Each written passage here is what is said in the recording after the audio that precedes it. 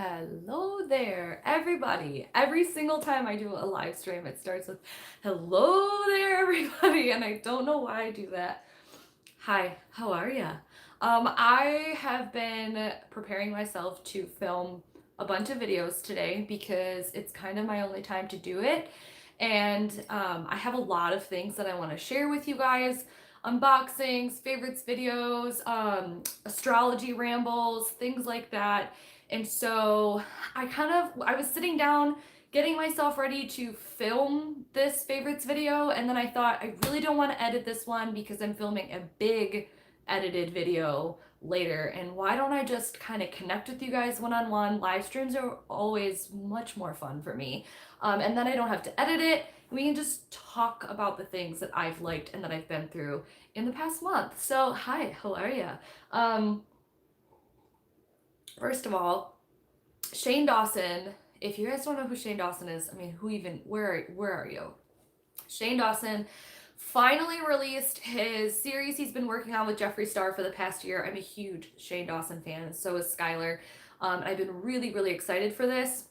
So that's first off one of the things that I want to talk about. Like, I've watched both episodes that he's put out, or both videos that he's put out, which are each an hour long. I've already watched them both twice because it's very motivating. It's very fascinating. He's looking into, building his own palette and things like that. And it's just like the world of business to me is really fascinating, especially the way that he's approaching it. It's just very cool. So, hi, how are you? Welcome back to my channel.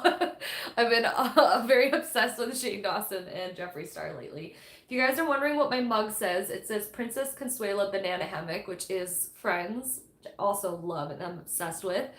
But how are you guys doing? I am going to try and just get through things that I would have put in my September favorites videos. If you guys have questions or things that come up, let me know. Also, I might feel good enough to do a couple card readings at the end if you guys are interested. The first thing that I am going to talk about, and I won't mention it again, but for the people who are here first, I have just opened up 2 slots for natal chart readings. They are available on my website. You guys, if you are one of the people that have been wanting to get a natal chart session from me, head over to my website right now and purchase it before it is snapped. They are going to be the slots for November. I might open up more slots for November, but right now I'm only doing 2 because my work is sending me to Chicago for a week at the end of this month and the beginning of November. Plus, we have like a couple holidays and things in between there. So, if you want a natal chart reading from me and you've been waiting for a session, it is an hour long to an hour and a half long Skype session where I dive into your natal chart and we kind of meet and greet your soul. And we talk about the planetary energies that you have, the things karmically that you've been dealing with in past lives, and what your soul's kind of journey is this lifetime to kind of explore and to elevate into. So if you guys are looking for a natal chart session, there's 2 available readings right now that I just opened up before I went live, and it is on my website. You will need to know your birth time, your location of birth, and the day and the year, which most people know that. The birth time is what most people kind of may or may not know. So you need your exact birth time if you want to head over to my website. There's only a few people at this live stream right now. So if you're one of those people, stop what you're doing, go grab it before it's snapped. I'm going to mention it again a little later. And I think I might be able to see as this is live when the readings go through. So I'll know if it's already kind of booked. Anyways, I thought I'd plug that for the people who saw my notifications and are here first. Again, I might open up 1 or 2 more readings in November, but right now I'm just opening up the 2 so that I can kind of manage and space them out properly and give everybody, you guys get it. You get it. We've talked about this. But I've been loving doing natal chart readings again. And I do want to start off by saying September felt so me. It felt so good to be not only connecting through tarot with clients still, but to be doing these meet and greet natal charts, like meet and greet your soul natal chart readings with people again. It's been over a decade since I've professionally charged for natal chart sessions, and I just feel like my my soul is being fulfilled again and my mind is working like it should. And so I'm very grateful to the people who I've been able to do a lot of readings already in the past few months, and I'm very grateful for those of you who have allowed me to step inside your astrological world, because that's what it is when I'm looking into your natal chart. So thank you for that. That was one of the biggest things from September that I adored, was being able to do these sessions for you guys, as well as the clients that have purchased tarot readings from me.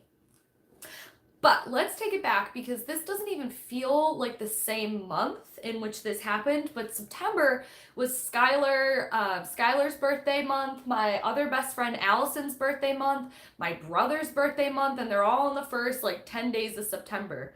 And I think I might have talked maybe why this doesn't feel like the same month. Also, the sun is doing some weird shit right now, you guys. So the lighting is going to be all over the place, and it is what it is. I have the hiccups. All right, anyways, so I think why this doesn't feel like the same month is because I think I talked about it in as if it was last month's favorites, or maybe because we talked about it in Skylar and Mine's podcast. Speaking of which, available where all podcasts are listened and streamed. So Skylar's birthday, Allison's birthday, my brother's birthday. My brother lives in Hawaii, so we had a really great phone conversation. But Skylar and Allison are born just a few days apart, and at the end of August, the beginning of September, we all went camping. So that was super fun, and we got to celebrate Skylar's birthday and Allison's birthday within that, time span, and then also a couple days after. So that happened. Also speaking of Allison, my other best friend, she got engaged. Woo! Funny enough, I knew it was gonna happen. And it was really hard for me to keep it a secret. In fact, I might have almost blew it. Gemini, don't tell me secrets. Don't tell me things. Don't tell me secrets. I really try and keep my mouth shut, but it is very difficult. But we were camping, and I think I did a couple card readings for the people we were camping with. I think I did 2 readings. And so her fiance wanted to get his cards read by me. I said, yeah, no problem. Well, whatever. Let's just look into it. So we sat down at a picnic table away from everybody else, and I started throwing these cards, and I was like, what? I was like, what is this? What's happening here? Why? This is extremely really good vibe cards, but there's some shade, not shadiness, but secretiveness around the happiness. I felt as though his cards were perfect cards that were coming up. He had the Page of Pentacles for him in the now, and then what was blocking him was the 10 of Cups and the Wheel of Fortune, but it didn't feel weird. It felt like he had this really amazing happy secret.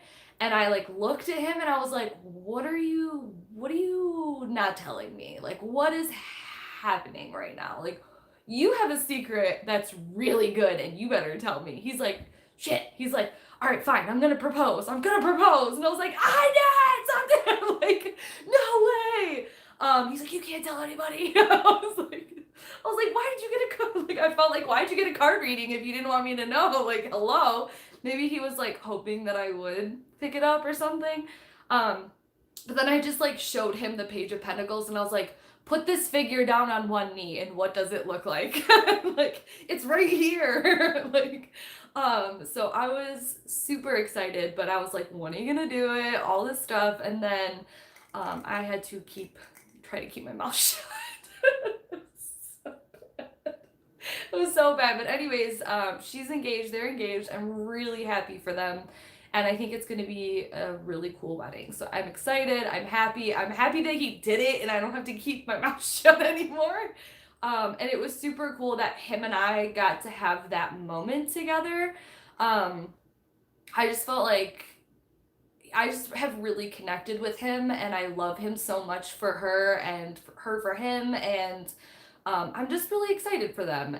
I'm glad that him and I got to have that moment together because it felt very special, even though I then had to try to keep my mouth shut. But I think that it was nice for him and I to have that moment together, because in the past I've really struggled with the people that Allison has dated, and her being my best friend, I'm so grateful that he's in her life and that they're choosing to spend the rest of their lives together. And so it was a great way to kind of like book in the engagement for him and mine's friendship, and it just was really cool experience in September. And they're engaged, so congratulations to them. That's amazing. You can't keep secrets from a tarot reader. Good luck to your friend. I honestly don't know if I would have picked up, I don't know if I would have specifically picked up that he was gonna get engaged right away. Like, I feel like I had to kind of do some navigating and weaving through what the cards were saying to me. It just was saying, like, you have something really big that's really like happily ever after, very amazing, very life changing, new commitment. Like, if I would have kept like stringing those things together the cards were showing me, I probably would have got it, but I wasn't expecting him to propose to her. So it really felt like, when you do readings for the people that you know, it's hard not to be biased. And we were just talking about this on the last live stream for Speaking of Which.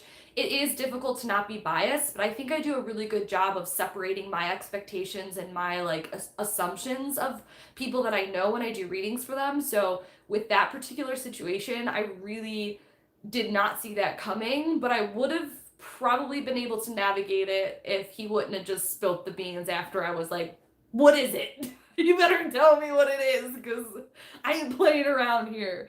But yeah, you're right. So I'm really happy for them, and that was a cool experience to have, like I said, with him. Hey girl, hey Imogen. I was just saying to the people who were on here in the beginning that I was getting ready to film my September favorites, and then I thought I don't really want to edit this, and I love like the back and forth of live streams, so I thought I would just do my September favorites live. So, okay, what else did we have? Oh, I dyed my hair. It might not be that noticeable, no editing, big mood, for real. I just filmed a video before this, and then I'm getting ready to film a huge editing video. So I was like, I don't really want to edit again, so let's just hang out. Let's just do this. I might be doing some card readings after I get through my favorites, so if you guys want to stick around and want me to shuffle a few cards for you, depending on how I feel at the end of this. Hi girl, hi. Hey Kate, what's up? Yeah, I dyed my hair. I was not planning on dyeing my hair. It might not even seem maybe that I did dye it. However, if you see before and after pictures, it is quite darker than it was. I went in to get my hair trimmed, and I was having some hair issues in the beginning of the year because of stress, Saturn return shit. My hair was falling out and my hair was breaking. It was very brittle. I needed to check my protein intake, as well as I wasn't getting regular trims. So that's why I had to cut my hair shorter when it was really long. I'm trying to grow it out now. But I have a big, like, I am obsessed with my hairdresser. She's really hot. What's up, Jacqueline? Hey, how are you? Hi, how are you? My hairdresser is really hot, and I am like obsessed with her. So whenever I go in for a trim, I'm always like, you're so pretty. And she's like, oh my God, thank you. And I was like, I love the dark hair color, because right now she's kind of got like ombre, so her hair is kind of like darker on the top and lighter on the bottom. I was like, Jacqueline, I love the dark color on the top of your hair. She's like, oh, me, like, great, babe. Let me make you. She's so cute. She's like, I'd love to warm up your hair. Like, let's do it. And I was like, okay, make me like you. And literally, I said, okay, let's do it. And she came back and started putting dye on my head. Like, didn't ask me what color, didn't ask me, like, she just started going at it. And I was like, okay, we're dyeing my hair. Make me like Jacqueline. And luckily I am obsessed with it. Again, it might not seem that different to a lot of people, but it is dark. It is a lot darker than it was, and I am obsessed with it. I feel like this is the color of my hair that I've always felt like it should have been. And I'm really excited, and she did it in a really like healthy way. So yeah, I'm very, very happy with it. It felt like a good cleansing wash into who I want to be and who I feel like I am becoming. And it's a good way to book in the darker side of the year right now, where I'm at in the northern hemisphere with kind of going darker. Most people do that with their hair, but I don't dye my hair. I don't dye my hair. So this was a really big thing. Yeah, thank you so much. It looks completely natural. That's what I think I like about it, is that it doesn't look that dyed. However, it looks more like my hair than my hair did before. Like, I feel, enough about my hair, but I honestly was so impressed at the color she chose. I guess if you were to see before and after pictures, you would realize like how ashy my hair was before, like ashy colored. And I'm very happy with it. So, my hairdressers, what did we just learn from this, everybody? My hairdresser's hot.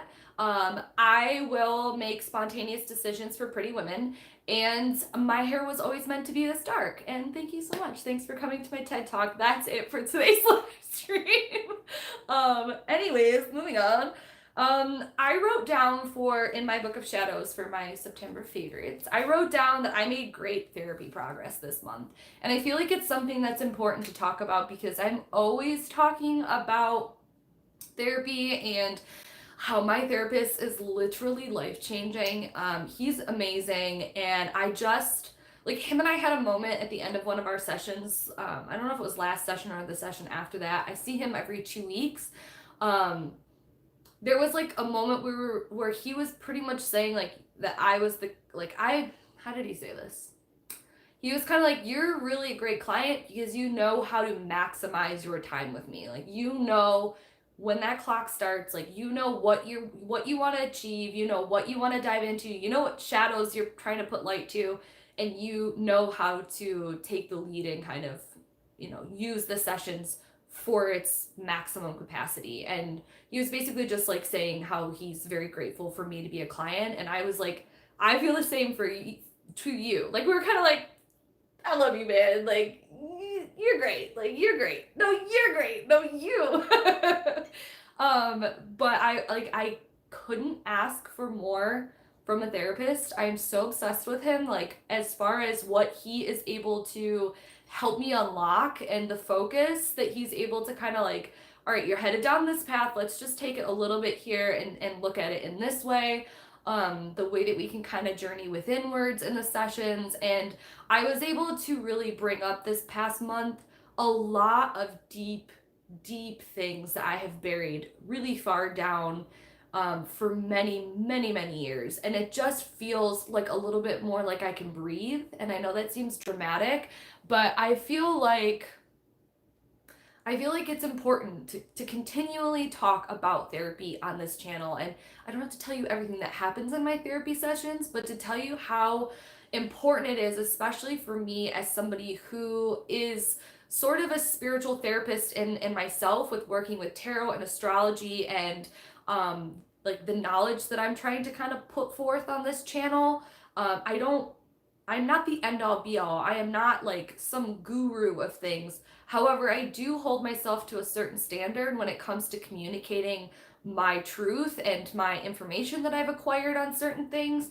And I feel like it's really important for me to keep my head and my space and my energy clear by talking to somebody else who I feel like is in that status. Like, I feel that it is important for me to always have some sort of therapy outlet when I'm also giving spiritual advice or energetic advice, whether through the cards, whether through astrology, whether just, talking like this in live stream form, whether about my witchcraft, whatever it is. Like, I love therapy, and I have made very good progress that I am super proud of in the last month. So I think that's worth mentioning. I really do. I think I partly started my channel because I couldn't afford more therapy. I talked to YouTube instead, and that's great.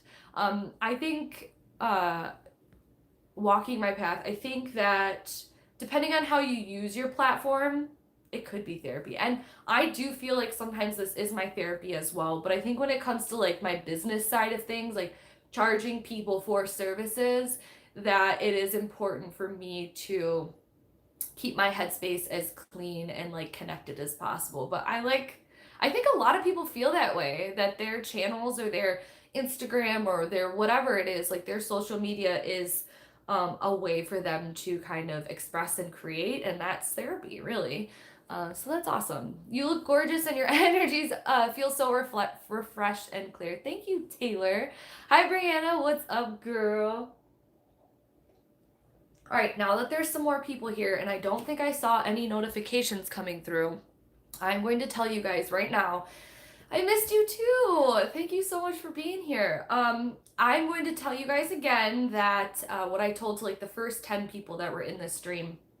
Right now, there is 2 secret natal chart sessions open on my website. If you guys have been waiting or wanting to have a meet and greet with your soul astrology Skype session with me, you know how limited they are because of how I have to space them out. So the readings are open for the month of November. We'll be booking our spot for November. If you purchase one of those readings, there's 2 open right now. I might open more for November, but my muggle job is making me travel to Chicago for a week, so that kind of loses a little bit. You guys are looking for natal chart session from me. There's 2 secret open natal chart sessions open. So snap them while you can, because they will, when I do this even more publicly, they will definitely go. So if you've been looking for them and you don't want to wait any longer, we're coming to the end of the year, so it might be a really great time. We have big planetary transits that's really affecting people very intensely that I'm probably going to be doing an astrology ramble on about later this afternoon. But if you guys want those, they're available, and I'm going to keep plugging them throughout this live stream because I feel like you guys should hear about them first. Brianna, of course you can send me a love package. That's so sweet. Go ahead and DM me and let me know if there's anything else you need from me. I think you already have my mailing address.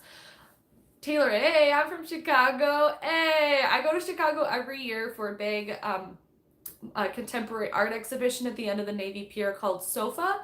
And so I will be there. Please don't murder me. Okay, great. So another thing that I didn't really address, that I also addressed, but that I didn't really address, very Gemini fashion, is that I participated in a 30-day vlog challenge in September, and then I quit after 20 days and didn't say anything about it. So, I just felt like I didn't need to explain to people why I quit after 20 days. But I do feel like it was a part of September that I wanted to talk about, and I did want to kind of like recap how it felt. Good morning or afternoon, whatever it is. I don't know. I need coffee. Hey, cat. I noticed that. So, okay. Basically, well, that like changes the color so bad. It like makes my face really red. It's crazy. Did you see how that changed the lighting? So I did a 30-day vlog challenge, the best that I could, and I felt a couple different things. One, I felt that it was really interesting because the way that I started my YouTube journey, for lack of better words, was I had a daily vlog channel. I vlogged like my family and my day-to-day life and my Gemini ramblings, and there really wasn't anything witchy about it. Towards the end, I did start to feel comfortable incorporating tarot or astrology or things like that, and whenever I would go to grandma's, I would vlog us talking about astrology and things like that, but it was very separate from my spiritual world. Even then, I felt very in the closet, and I felt like I had to kind of like not pretend, but like kind of like water down things, because I knew the people that were watching those daily vlogs were, I don't know, I just felt very closeted with my spiritual practice. And so I didn't want to do that anymore, which is why I started this channel. But I daily vlogged every single day for like a year and a half, almost 2 years, every single day. Every single day, like without fail. Like without fail. And I don't know how the fuck I did that, because 20 days it was just like, I can't do this anymore. Like I feel like I got out of it what I got out of it. Like I felt like I had accomplished what I had accomplished after the 20 days. And I don't feel like I owed anybody like a reason or like an excuse as to why I just like decided to stop doing it. Um but because I wanted to address the 30-day vlogs, I wanted to say it here. But that's one of the things that it taught me was like I look back on some of those like, God, how much time and energy did I not waste, but like how much time and energy did I put out of my life creating those daily vlogs? And I have those now forever to kind of cherish and to look back on. And the kids were growing so quickly in that span of time, like going through puberty and stuff. So I do have such a good recommendation, or like not recommendation, a good like collection of that to be able to look back on. However, I just like I feel kind of sad that I put so much time and energy into doing that, and like I feel like I missed out on a lot, which doing this 20 days taught me like, okay, if I'm going to be putting content out, if I'm going to be connecting to things, if I'm going to be filming, if I'm going to be doing these, like, yes, it is something that creatively I feel stimulated. Yes, I feel called to do this, but I don't want to just film shit just to film shit. It's not how I'm rolling from now on out, because I can see how much time and energy. And for anybody who's like, oh wow, she really knows her lighting, or oh wow, she really knows how to edit, or oh wow, like these comments and things that I get, like, how do I do this? How do I do that?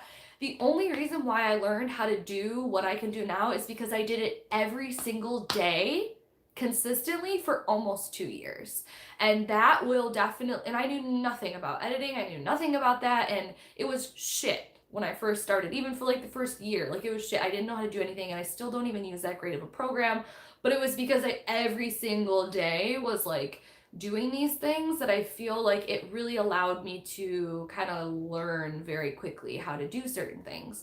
I'm getting a little rambly, but the 20-day challenge opened me up to be a little bit more free, and like everything doesn't need to be really, really professionally done and really, really great. Like, just me sitting at my desk showing you the books that my grandma gave me, like, had such a great response from people that it was really refreshing to be like, okay, that's right, I can just get on camera and talk about what I'm passionate about, or some of the things that I've been reading, or some of the things that I've been doing, and it doesn't have to be this big production, and people still want to watch it, and I can feel like I'm creatively expressing myself, and it doesn't have to be like this big thing. So that's something that I learned. But anyways, I did 20 days out of the 30-day challenge. Then I just stopped doing it because I felt like I got out of it what I wanted to get out of it, and I learned what I wanted to learn from it. But anyways, anybody else want to pass on take the baton, feel free. Imogen Walters was the one that started this 30-day challenge, and watching how she evolved and what she learned about herself and how she kind of like opened up over those 30 days was so inspiring. And then I know there's a few other channels that took and did it at the same time as me and that actually completed the 30-day challenge. So congrats to you guys. I've been watching a lot of those, and I think that it's just such a cool thing to try out. So I encourage you to do it. Again, I don't feel bad that I quit after 20 days. And honestly, I don't even call it quitting. I think I just reevaluated the time span in which I felt like I wanted to do the challenge for. And I think that's also a big lesson that I've learned, is that, like, if it's not resonating anymore, then as long as you know why, and you got out of it what you wanted to get out of it, that's what's most important than just seeing something through just because you feel obligated. So anyways, I just rambled again. Let me go back. Lots of people are saying I look good today, so thank you guys. Oh my god, I love you. Is that why I like live streams? Is because y'all just give me compliments? Probably. Hey Samantha, I hope you are well. Thank you, Kay. I am. Hey Asha, I miss your vlogs. Brianna, I forgot that you used to watch the vlogs. Oh my god. Brianna is like a diehard, and I love you so much. Sleepy Princess or Priestess. Hello, everybody. Hi, Lisa. Hi. 20 days was a lot. You were busy, and it's okay. Yeah, and I still did, like, I don't know. It's just, your hair looks great, Sam. Thank you, Kay. I admire your tenacity. I can't get to 2-week mark with the Inktober. or NaNoWriMo ever. I don't know what that second one is. I know what Inktober is, and I want to do it every year, and I just know that it's not something that I'm going to be able to do. Hey guys, you look so cute today, Sam. Thank you. Listen. Hold on. A few channels are doing an October challenge, and I can't keep up with watching everyone. I know. I agree. 20 days is a lot. Yeah, like how the hell did I do that for like 2 years every single day? Like what? NaNoWriMo is completing a 50,000 word book in 30 days. I completed it once. Holy shit. Like, that is intense. That is a lot. Hello, Marge. Okay, so let me keep going because it's already been a half hour. Okay, what else was going on? Let me tell you guys. Thumbs up, guys. Woohoo! Hey. Thanks, support Tarot with Lisa. I'm just gonna call you Lisa. Thanks, Lisa. Okay, so TV shows. I fell in love with 2 shows, but one I was already in love with and I finished. And I just finished yesterday, 2 days ago. Chilling Adventures of Sabrina. I know I'm like so behind. I get it, but like I don't watch Netflix. I watch YouTube. I don't watch TV. I watch YouTube. And I like just became so obsessed with Sabrina. I don't like scary things. I don't like gory things. And some people might not think that the new Sabrina was gory or scary, but y'all, that was some shit for me. Like it was scary. And I watched it by myself at night, like every day, and I just loved it. I'm actually wanting to watch it again from the beginning, and I just finished it a few days ago. It was scary, Lisa. I was like, I don't watch things like that. Yep, I watch YouTube, no Netflix or TV. I started watching Sabrina when you mentioned it, and it's amazing. It is so amazing. I haven't finished Sabrina yet, about 11 episodes in. And let me tell you, Marge, I loved the first season. So there's like season and then there's like parts and then there's like 2 parts basically, like the first part and then the second part, which is like first season, second season. And I loved the first season, but the second, like as soon as you go into like the second part, it is like so good. Like I was gripped by it. I was like, I'm invested. I don't care how scary, I don't care how gory it is now. Like I love it. Yeah, so definitely watch it if you guys haven't. That one was one that like I already loved, but finally finished and already want to start again. And then the second one was Carnival Row. You guys, if you don't know about Carnival Row, what are you doing? I loved this. So I have a cousin coven, my 2 cousins who both live in different states. We get together now once a week. We try once a week to watch a movie together or watch something, you know, spiritual or witchy or fun, kind of like we did Practical Magic, and then we did the Grimm fairy tale, the Grimm brothers. We've done what have we done? We've done a lot of things already, but Carnival Row, watching the first 2 episodes was one of the nights that we did, and they had already seen like the whole thing. And after that night, I just like binged the whole thing. It is so good. It's with Cara, I always mess up her name. Cara Delevingne, I think. Delevingne? Cara Della, whatever the fuck her name is. And then with Orlando Bloom.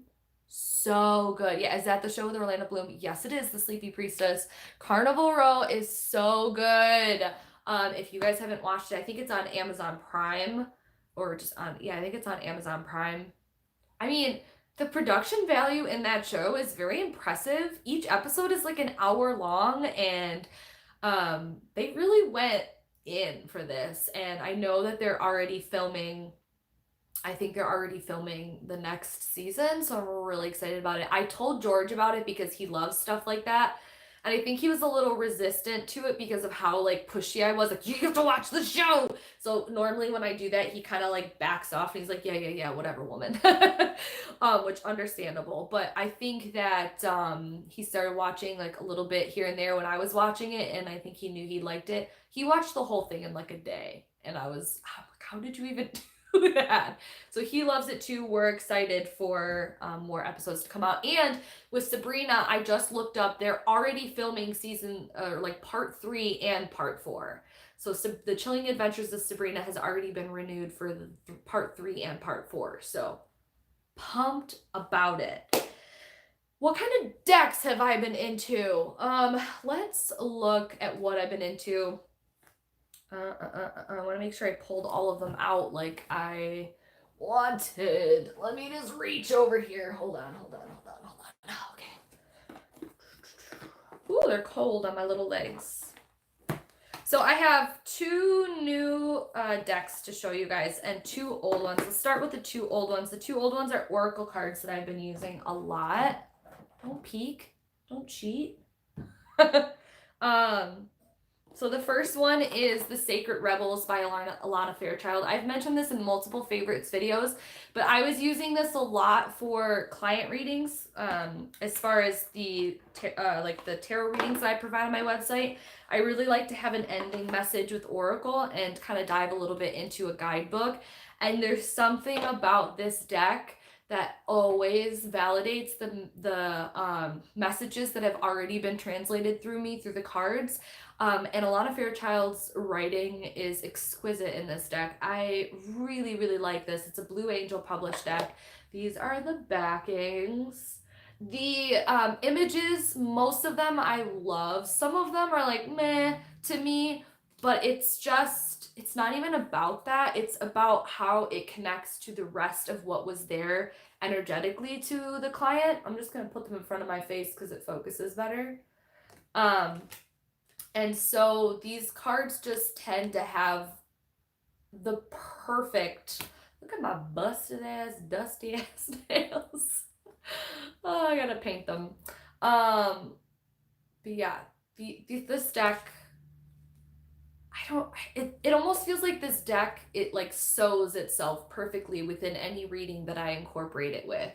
I feel like this is more worthy than just a daily pull deck. Like this is integrated into my practice with my client readings, and it's a deck that I am always pulling for, and always, like, it's never let me down.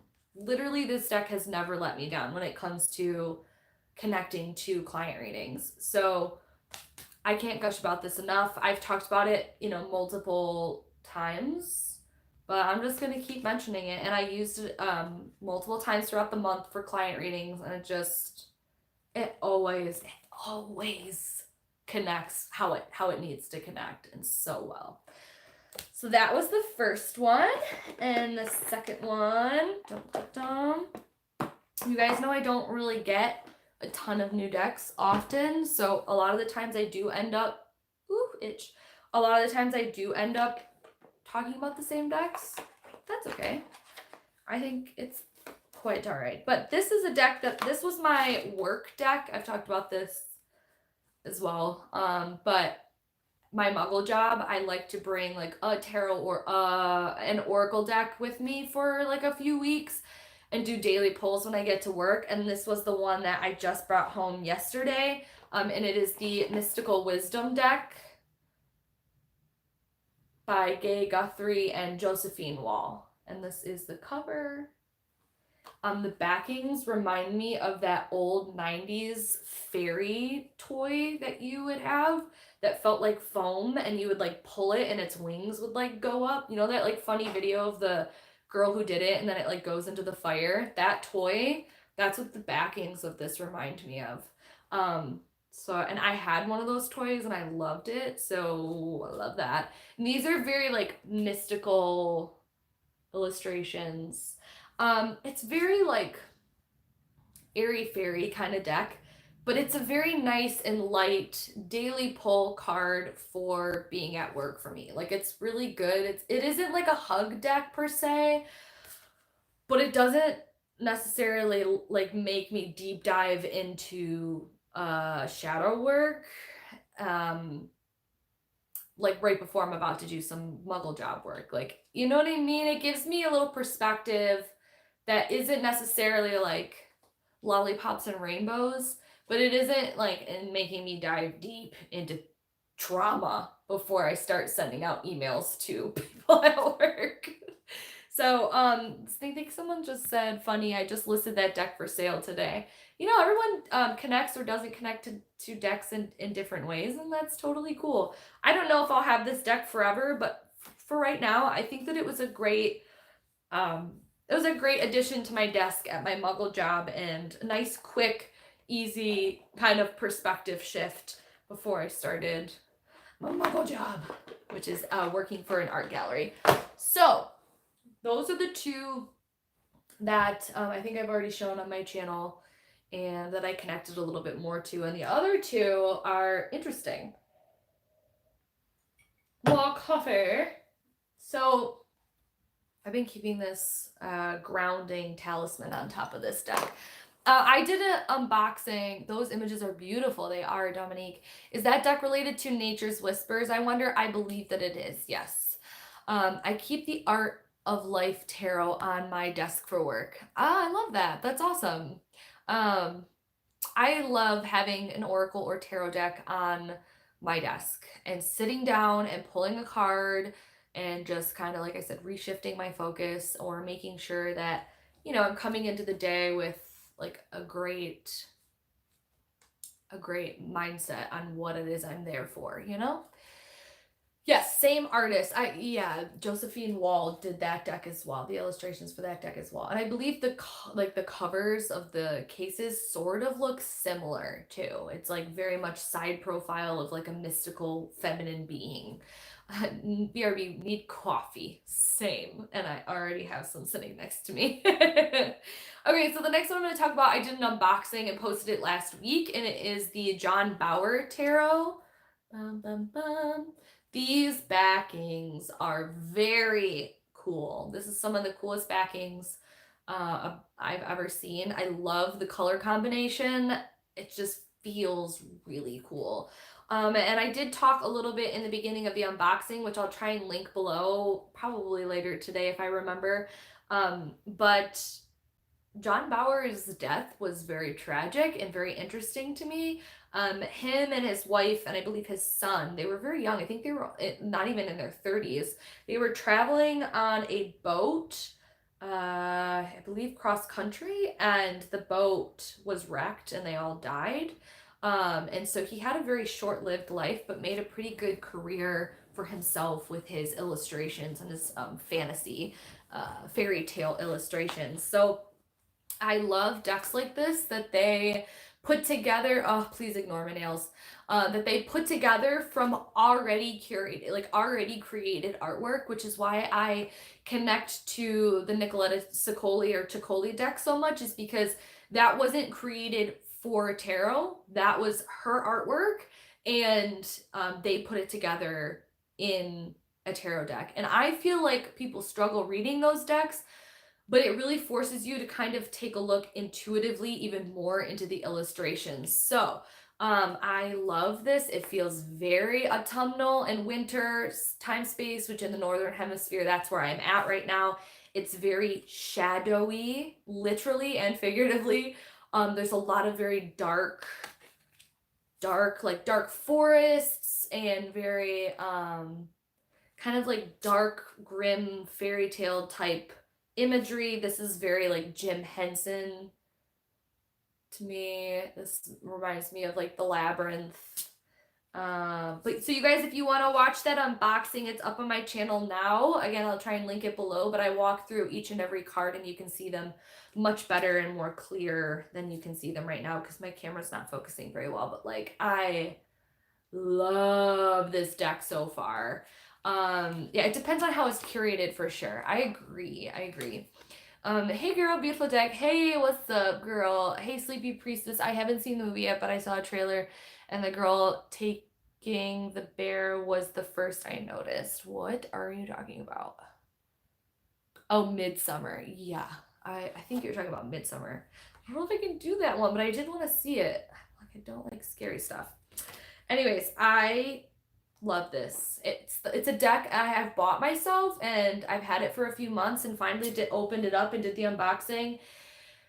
And I really hope that I can connect to this. I don't think I'll read with this for clients. It doesn't feel like something I'm going to be using for client readings, but I'm really, really excited to have it in my collection. So John Bauer Tarot. And then, at the end of September, Skylar bought me this deck, which was very unlike him, and it was very, very sweet. But he found this, Dominique, I love that movie, but it's pretty disturbing. Oh, yep, I won't watch it. This is a deck that I had never heard about, which doesn't mean too much, but the Oracle of the Radiant Sun. I wouldn't say this is an Oracle deck, and I wouldn't say that this is a tarot deck, and I have never seen anybody talk about it before. Cool, you have that deck, you love that deck, great. But I've never seen, because if I would have seen somebody mention this, I would have bought it. What it is it's astrology cards, you guys. I don't know if there could have been a cooler deck for me. So it is 88 cards. Bye, Walking My Path. Thank you for hanging out. Have a great day. It is 88 cards. They're very small. The backings are super cute. My mom used to doodle suns like this all the time. And so this is like very iconic imagery for me, this type of sun, like that face my mom used to doodle, and I used to doodle a lot when I was younger. So it feels really cool. But if you guys haven't heard of this, it's not tarot, and I would not consider this oracle because it has like very specific ties to astrology. For instance, it has all of the inner planets and all of the inner planets under each sign. So this is Venus in Gemini. So there's an image for it. And then you can see down here the glyph for Venus and then the glyph for the astrological sign that it's in. So there's the sun, the moon, Venus, Mercury, Jupiter, Saturn, Mars. Did I say that? Is that it? Did I name them all? Like, they don't have Pluto. I don't think they have Neptune or Uranus or, anything else on there, but they have every single inner planet, personal planet vibes and illustrations. So let me just show you some of these. Like, I don't know how I'm going to use this deck so far, but I've already been playing around with it, and I love it so much. Come on. Come on. Dum, dum, dum, dum. Please focus. Okay, we'll just do our best to show you this. I can't describe. When I was opening this up, would you say it's useful for learning astrology? I don't know yet. I would think you could, yes. I think that you could definitely learn astrology with this because the guidebook gives you some great, so let's just take a look at Saturn in Aries, which, by the way, Saturn in Aries. So this would represent Saturn in Aries. They have a keyword, which is risk. They have imagery that you can look at. It does have one up here, which is what house rules Aries. So let's just go and look up what this card talks about a little bit. Saturn, Saturn, Saturn, Saturn. Saturn in Aries. And you have a full page here of a description. And I'm not gonna necessarily read all of this, but I'll just read a little bit. So it has like a description of what the image shows. And it says, a boy, worldly possessions over his shoulder, bravely passes a menacing bear. The North American Indian fetish is a protection against danger. The key symbolizes Aries' boldness in opening doors, and a starred tree, the fruits of Martian courage. Okay, sorry. And then it goes into personal, and then it goes into events. So with the personal, it talks a little bit about like what this would be for personal kind of association to this. With Saturn and Aries, personality, individually, initiative, and activities which combine self-control and disciplined energetic work will make life's achievements, which is Saturn, most possible. Saturn Aries people rarely speak or act without having a definite decision in mind. So it does break down, like if you have Saturn and Aries and you wanted to take your chart apart and like pull out the cards that have your chart, you could definitely learn about your chart and also what it would mean for somebody else to have Saturn and Aries. But you could also use this as like divination once you do learn it. I don't know, like really cool. And then for events, a little bit, it says a justified risk taken to provoke new possibilities. A sudden regretted action after a long bout of concentrated and patient work, pushing oneself into a position of power through intense work. I think that you could learn. I don't know if this would be like my recommended way to learn, but if you're already learning and you want more resources, this could be a really fun way to do it. Because like, look at this. Moon in Scorpio. Yes. Look at that. Saturn in Sagittarius. Very cool. It doesn't fucking focus. Whatever. So I was so excited, like genuinely excited when I saw this.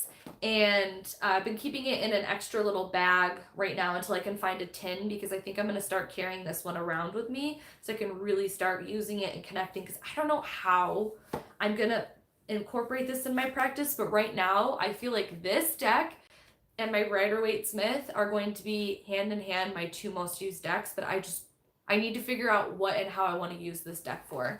But I'm super grateful Skylar bought that for me, and yeah. Those are the decks I wanted to mention for this month. If you guys want to talk about the decks in the comments that you've been loving and that you've been using, go ahead, feel free. Let's see, what else do I have? So, magically, we had some big things happening. So, we had Mabon. Skylar and I celebrated our first kind of Sabbath together.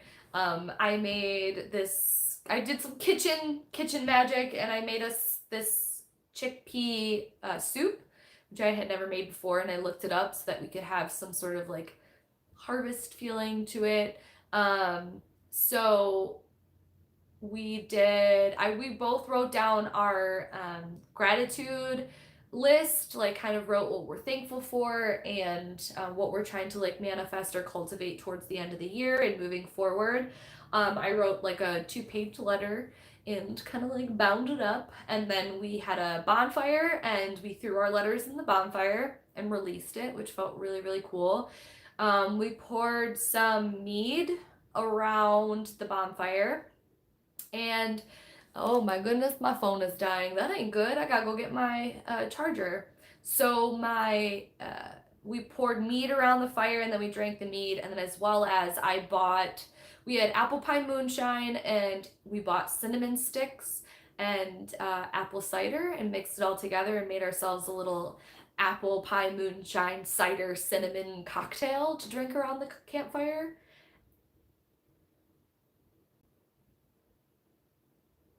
Okay. Did anybody hear that? Did anyone hear like what sounded like footsteps? Okay, we have been trying to figure this out for a while. Upstairs, it sounds sometimes like somebody's walking upstairs, okay? However, sometimes I hear it when Skylar's up there, but he's sleeping. But is Skylar your daughter? No. Skylar is my best friend. He moved from Texas to here, and he also has his own channel that you can check out. It's just Skylar Hayes. But I just heard footsteps upstairs. Okay, because I was talking pretty loud, and I was like, okay. What's weird about this, you guys, is that he has like this kind of shitty futon from, I think, like Walmart. And I think that we've come to the conclusion that even if you're sleeping in the bed, no, it's okay. It's just funny. My stepdaughter's name is Michaela, and my stepson's name is AJ, by the way. But so if you're sleeping in this shitty like futon, I think that when you roll over in it, it like pushes on the floor in a way to where it sounds like footsteps. So some of the times that we hear noises from the floor, even when I'm like, okay, he's sleeping, what am I hearing that for? I think it's because he's rolling over in the futon, like pushes on the floor weird. However, nobody is upstairs right now. And I've heard this sound like walking footsteps upstairs when no one's here, and that's when it doesn't make sense to me. Like that's when I'm like, okay, well what is that then? That can't be the futon. And we have hardwood floors throughout this old creaky house, and it literally just sounded like someone took 3 steps and then stopped and was like, it almost sounded like creak, creak, creak, and then like stop, as if someone's like listening.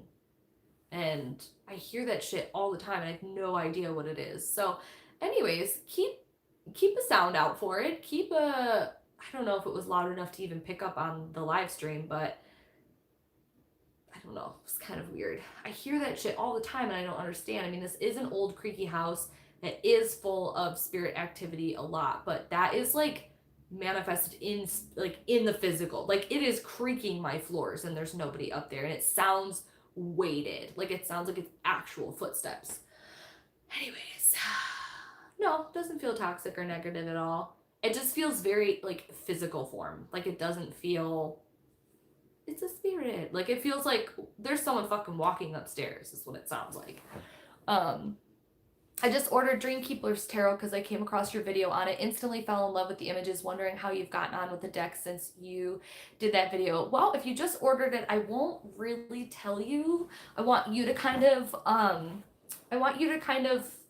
create your own connection with that deck. However, I have found a little bit difficult to connect to it, although I really haven't dedicated as much time to it as I probably could have. So I'm really excited for you to get that deck because I think it's really unique and it's really, really interesting. And I just saw something out of the corner of my eye. So now that I'm talking about things are like, oh, okay, you're talking about us. What's up? Hey, what's going on? So, okay, this is what I'm going to do. I'm going to go grab my charger. Y'all are going to hang out for a second, and then I'm going to talk a little bit more about some magic, and then I think I might pull some cards for anybody who's interested in a few cards. So give me a minute. You're going to be looking at my wall. Talk amongst yourselves. I'm going to go grab my charger. If I just came back and went boom right in the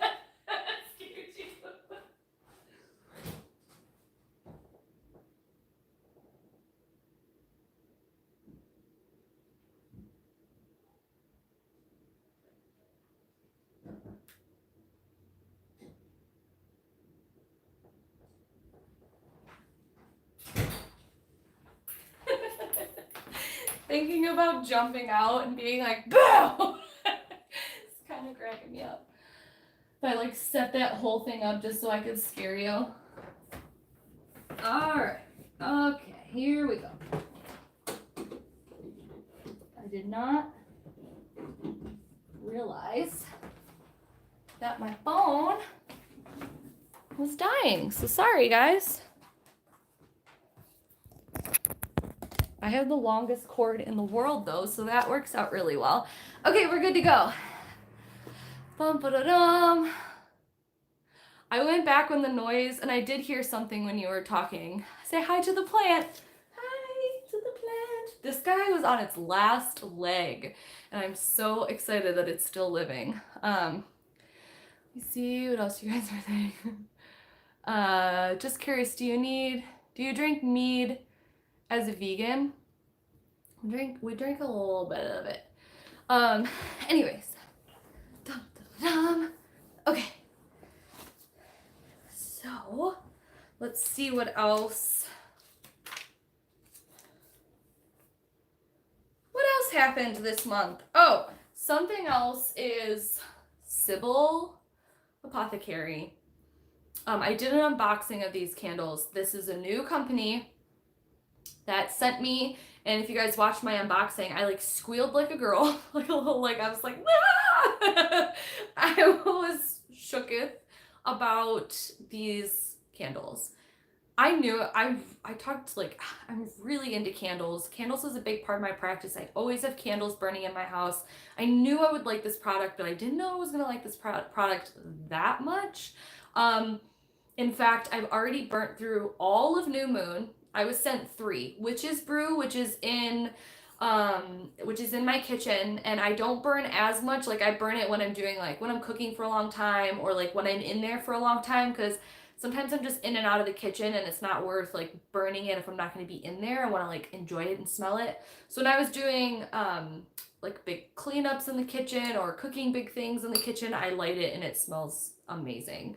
And then I have Grimoire, which is very like more manly and more gritty. And I love that one too. I was trying to save it, but I lit it because I couldn't wait. And this is the one, this New Moon one has been on my desk since I unboxed it, and I've been trying to make it last. However, I still burnt the fuck right through it. So if you guys are looking, it's a new company too. Like if you're trying to get some good candles, now is the time, because I have a feeling that this company is going to blow up. And supporting it is really, really cool. A solitary house witch that really puts a lot of care and time and effort, and these are like good quality. I was obsessed with this, and I have to order more already because I need more of that in my life. Look what I just did to my face. I just stuck my entire face inside the candle. Love that for me. What else do I have here? Oh, for anybody who's just now joining, I'm going to repeat this again. I'm plugging myself, but honestly, you guys are DMing me and emailing me all the time. I love Sybil's Instagram too. I want to order. Don't like, it's so witchy. It's so great. Like even the story that they are like, their stories is so good. Yeah, I'm all about supporting this new company because I just know the love that's going into it. And it's like the smells aren't like, your Target store, like this is like a cozy sweater. This is like, it's not like this is a walk on the beach. Like these candles are like witch's brew, grimoire. Like grimoire smells like an old, like old sofa in a dusty ass library of like Merlin's lair. Like it's amazing, and really, really good. So enough gushing about that, but I highly recommend you go and check Sybil Apothecary out on Instagram and order yourself some candles, because like I said, I have a feeling this company's gonna blow up. So do it while you can.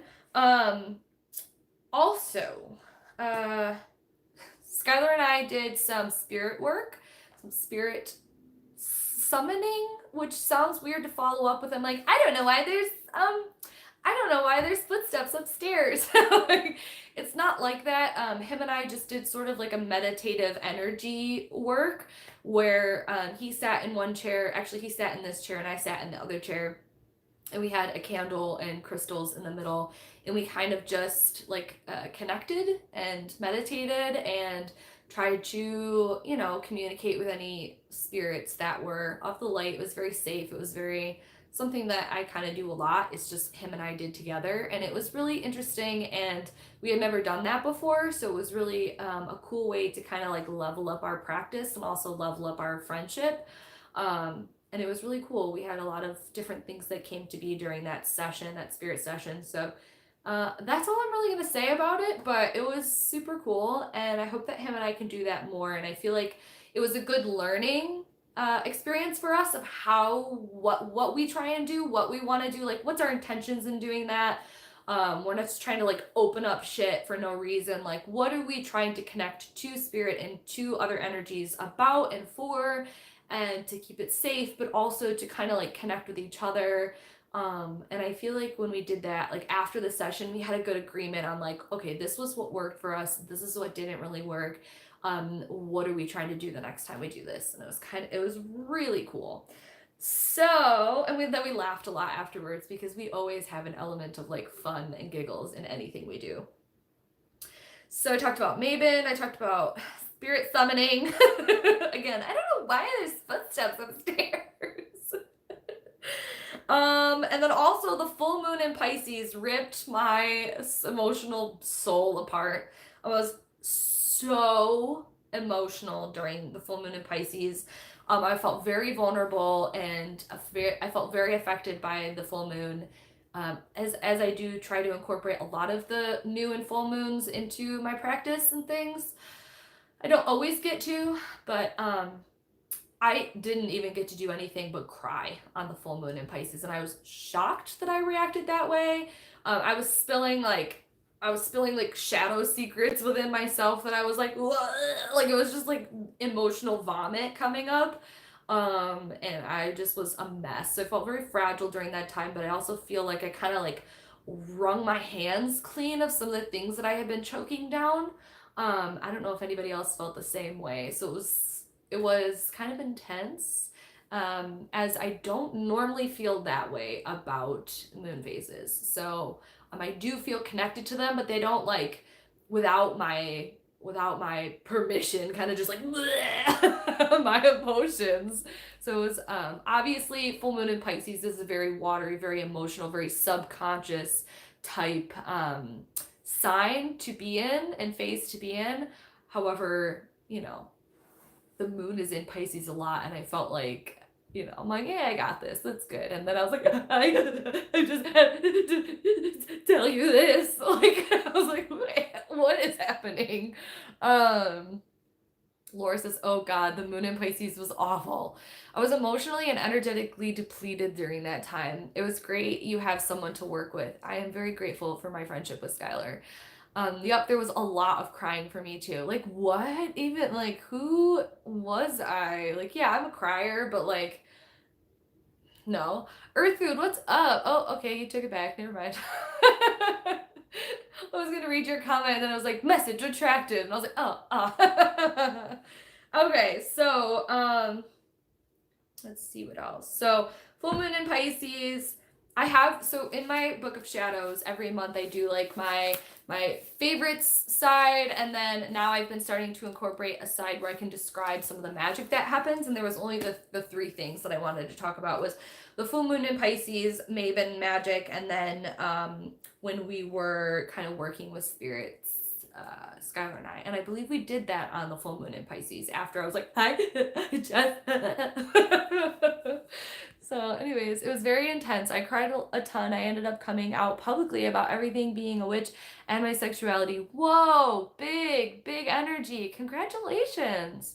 That is huge. Congratulations, Luna Bad Wolf Tarot. That's amazing. I'm sorry, that's probably really hard. Sorry, I was on my sister account, so I took the comment back, but I was just saying, hey, so glad I made it in time. Okay. Hi, how are you? Hi, how are you? So glad you're here. We stan Helky Rain.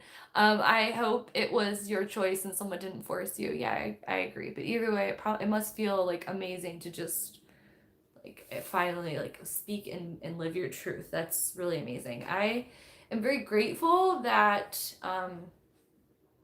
my circumstances with my spiritual practice and my sexual orientation, because I am bisexual, I feel like I was really lucky in being able to, even though bi-erasure is a thing, and I definitely had my struggles with my sexual orientation for many years, but as far as like the coming out process, it was something that wasn't even, it was not, I was very, very privileged in the fact that, I had a lot of support and it wasn't hard for me to do that. So I don't know what I would have done or who I would have been if that would have been an issue for me. So I'm happy for you. Although I do remember the first time I spoke, like actually said out loud, like I'm bisexual, like I knew it and a lot of people knew it and like I had been living my life like how I wanted to. But the first time I had to speak that I was like, hold on, wait a minute. Something I'm gonna say. It won't come out. Like it was very much like, why can't I just say this? Everybody like knows like I've been living my life like this. Like clearly people know from my actions and how I was. And so even though it was a great experience, it still was, I remember like the first time actually like verbalizing it was something that was interesting. And are you loving the new Shane with, yeah, I mentioned that in the beginning of this. I'm obsessed. So excited for it. And that's why I was saying, hi, how are you? I was gonna say, no, just the energies of the moon. I couldn't stand anything false or hiding anymore. Sadly, I lost my mother over it. Things happen for a reason. I'm sending all my love and compassion to you, learning from Imogen and Skylar. But yeah, that's really difficult, but I am proud of you and you have a safe space here. Yeah, you have a safe space here. I remember telling my dad, who I knew he already knew, like on some level, because he had kind of asked me about it over the years and things. But I remember, I'm going to tell this story. I was at college, and I had already been like out for like, I had been out since high school, I think. But it was like my first year at college, I think, actually. Yeah. And I called him and I was just like talking to him and all this stuff. And then I was like, yeah, I'm going to go to this class. And then I have rehearsal after class because I was a theater major and all this stuff. And I was like, yeah. And then, by the way, I'm bisexual, but for dinner tonight, I'm thinking about going to the cafeteria. And then I was going to, and I kept going. And then he didn't say anything. And I was like, okay, but like, did you hear what I said though? And he was like, yeah. And I heard what you said. And I was like, did you hear like everything that I said though? Like all of it? He's like, yeah, I know. And I was like, oh, okay. But like, you heard everything, right? He's like, I know, Samantha. I found your dirty magazine underneath your mattress one time. I was like, oh, okay, cool. All right, cool. Tight, cool. So that's how that went. That's how I came out to my dad. I tried to like roll into it and he's like, I know. Yeah, I know. We don't need to talk about it. Someone gave me it, okay? I didn't like go out and buy it. I just had it and I think I literally didn't even look at the magazine. Like I think I forgot about it. I think I brought it home and like shoved it underneath my mattress like a fucking rookie. And I literally don't think I ever looked at it and I forgot that it was there. Cause like we had means to other things. Like magazine is very like amateur, at that point. And so I literally think that I had just forgotten it was there. And I think he had come into the room or something like that. And then like found it and he was like, oh, okay, well that kind of confirms everything that I thought. Distracted Gemini, we love that. Yeah, because I literally don't remember like using the magazine or like looking at the magazine, but I remember somebody giving it to me. Yeah, so anyways. And I was like, no, but you heard it all, right, Dad? Like, you heard everything? And he was like, yeah, I know. I was like, okay, that's nice, thanks. That's embarrassing. Love that for me. Anyways, everybody, he was like the last person that I think I like vocalized it to, and that was the circumstance that came to be. So that's my story. Thanks so much. Now what do I talk about? So I think I'm going to talk about, that was a lot of information.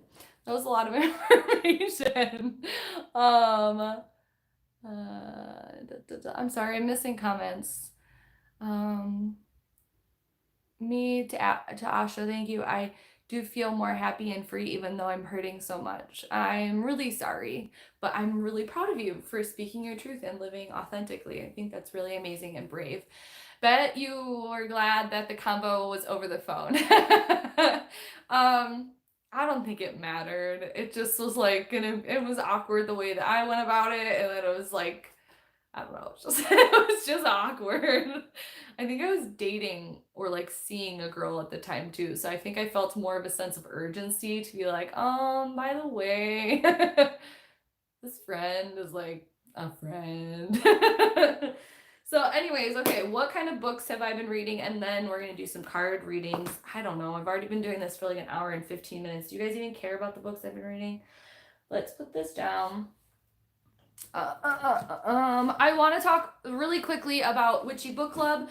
Tomorrow is our last live stream for Color Therapy by Nina Ashby. We're going to be going over chapters 14 through the end, and it starts with color divination. So if you guys want to tune in tomorrow at 10 a.m. Eastern Standard Time, we're going to be going into this, but throughout the month of September, we have been diving into color magic, color theory, and reading all about colors You can also join our Witchy Book Club Facebook group, which is facebook.com/groups/Witchy Book Club.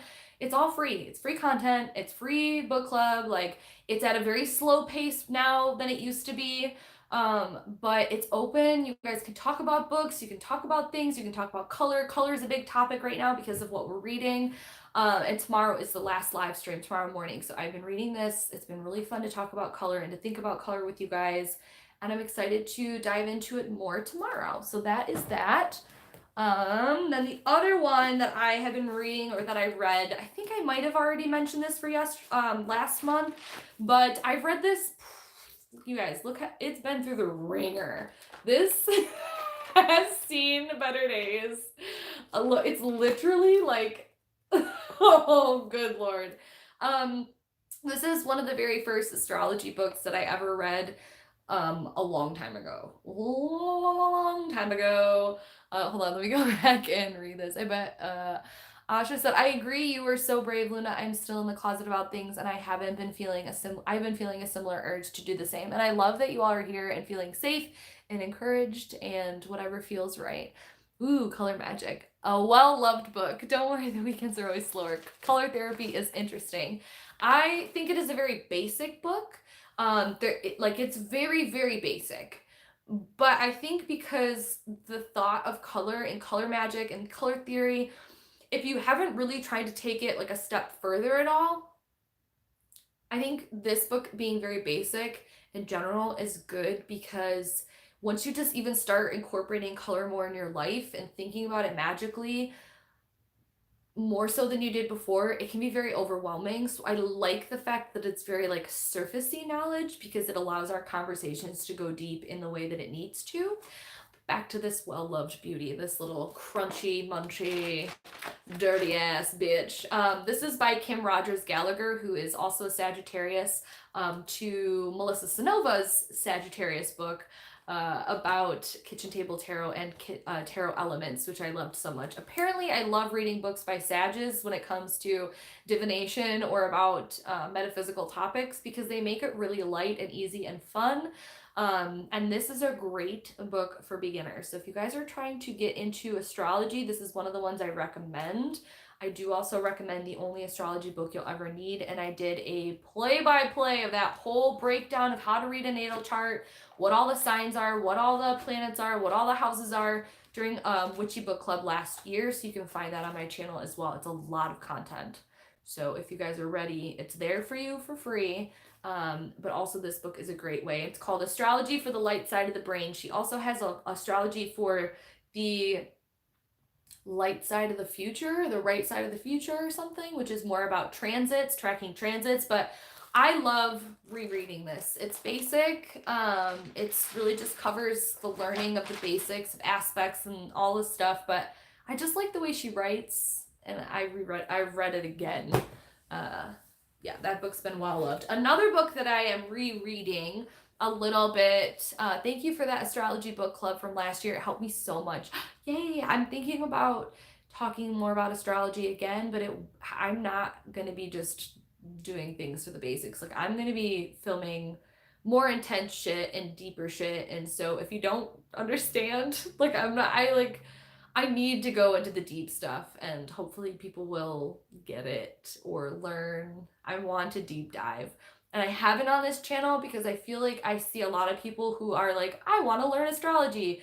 So me talking about things like that are really like heavy or like deep divey feels like, okay, like, is anybody even going to connect to this? Like, it's like, but I don't want to like dumb down the people that connect to my channel. Like, I don't want to assume that you guys know nothing. It's just the feedback that I normally get is like, we want to learn astrology.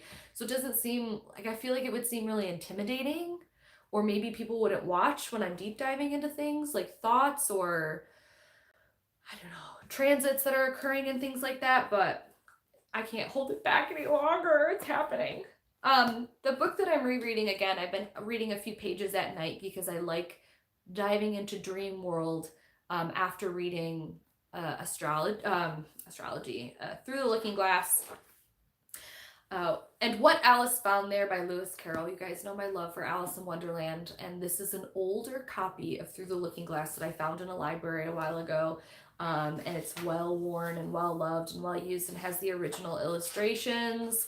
I am about halfway through the book, and I've just been picking up and reading a few pages at night before I go to sleep and just letting Lewis Carroll's words kind of drift me off into dreamland. And it just feels really nice. I love this. It helps me connect to subconscious things, and I don't know how else to describe it. And because this book is old, it smells very good. So I've been rereading Through the Looking Glass again, but this version. I've never read this copy, like this older copy. I have many different versions of like Alice in Wonderland and things like that, but this particular copy I had never read from before, and it smells old, like an old book. I love me some astrology. Look forward to it. Yay. Okay. What are those beautiful stickers? What are those beautiful, I think, stickers on your journal? Those look gorgeous. Are they watercolor? Luna, Bad Wolf Tarot. Oh my God, I'm so glad that you mentioned. Thank you for helping me plug myself. Yeah, they are stickers. They're astrology stickers. And if you guys don't know, maybe you're new to my channel or you didn't hear me plug them 1,000 times a couple months ago. I created these. This was a watercolor series that I did for each and every zodiac sign. Each sticker incorporates the astrological glyph. So this one's Gemini, for instance. The Gemini is right here, right? The elemental symbol that rules that sign right here is air. The glyph that rules the planet for that sign, which is Mercury for Gemini, and then a color association in a kind of in a layout that feels energetically representing that sign. So because Gemini is very the thinking mind and the communicating mind, I put blue and made like a little cloud during the mental space right here, the heady space of the sign. So that's kind of like breaking down what this sticker is. There's large stickers for each and every zodiac. I think if you use the code sticker trio, I don't know where it's at. I think it's in the info on my website. But if you get your sun, moon, and rising, which this is my my sun is Gemini, my ascendant or rising is Virgo, and my moon is Taurus. So for Taurus, like here's the Taurus bowl, here's Venus, and then here's the earth sign, and then you can see green I used for the color association, and there's some grass like colors in this like almost like very heavy green all over it. Virgo is very clean, very medical, very service. And so I put it very compartmentalized down at the bottom of the earth symbol and just a clean swipe, almost like a band-aid over the top of Virgo. I don't know if I've ever broken down why I chose to set them up that way, but you can go onto my website, which is samanthamenzo.com, and get stickers for yourself. You can get your sun, moon, and ascendant. They're really good, like little gift toppers for people in your life. I worked really hard on them and I love them very much. Also, I have like a little 12 pack of smaller ones that, let me show you, that I like to use in my bullet journal, Book of Shadows. So let me show you what they look like. And it comes in a pack of 12, so you can get all of them and you can use them in your journal or things like that. I'm trying to find like one of them. Oh, okay, so like here's Sagittarius. I put it for the new and the full moon, and then this is Gemini again, but they're smaller. So these ones I think are about 2.5 or 3 inches by 2.5 by 3 inches, and these ones are like 1 inch, 1.5 inch, 1 inch ish. So that's that. Thanks for letting me plug myself. Hi. Yeah, so I created a whole watercolor series for the astrological signs and the planets. And and then there's I forgot the number of the house that it's ruled by. So like Gemini has 3, Virgo has 6, Taurus has 2. So yeah, that's that. Oh my God, they're beautiful. So much magic in them. Thank you. Hi, Samantha. They look good. Hi to everyone who's just come in here. I'd love you to go into aspects. I love me some astrology. Yeah, there are too many videos covering the basics and not enough that are deep diving. You guys, if you are ready, I am fucking ready. I am ready.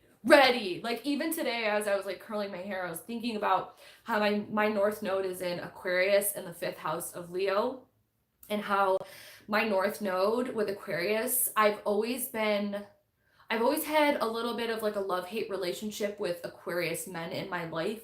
I either really get along, really get along and jive with their energy, or I really have a lot of issues with them in my life. And I feel like taking a look at how that represents to my North Node and how I'm accessing like what my soul is here to level up with, and how important it is for me to have healthy Aquarius energy around me to kind of help guide me in the right like direction of where what focus is for me for my soul.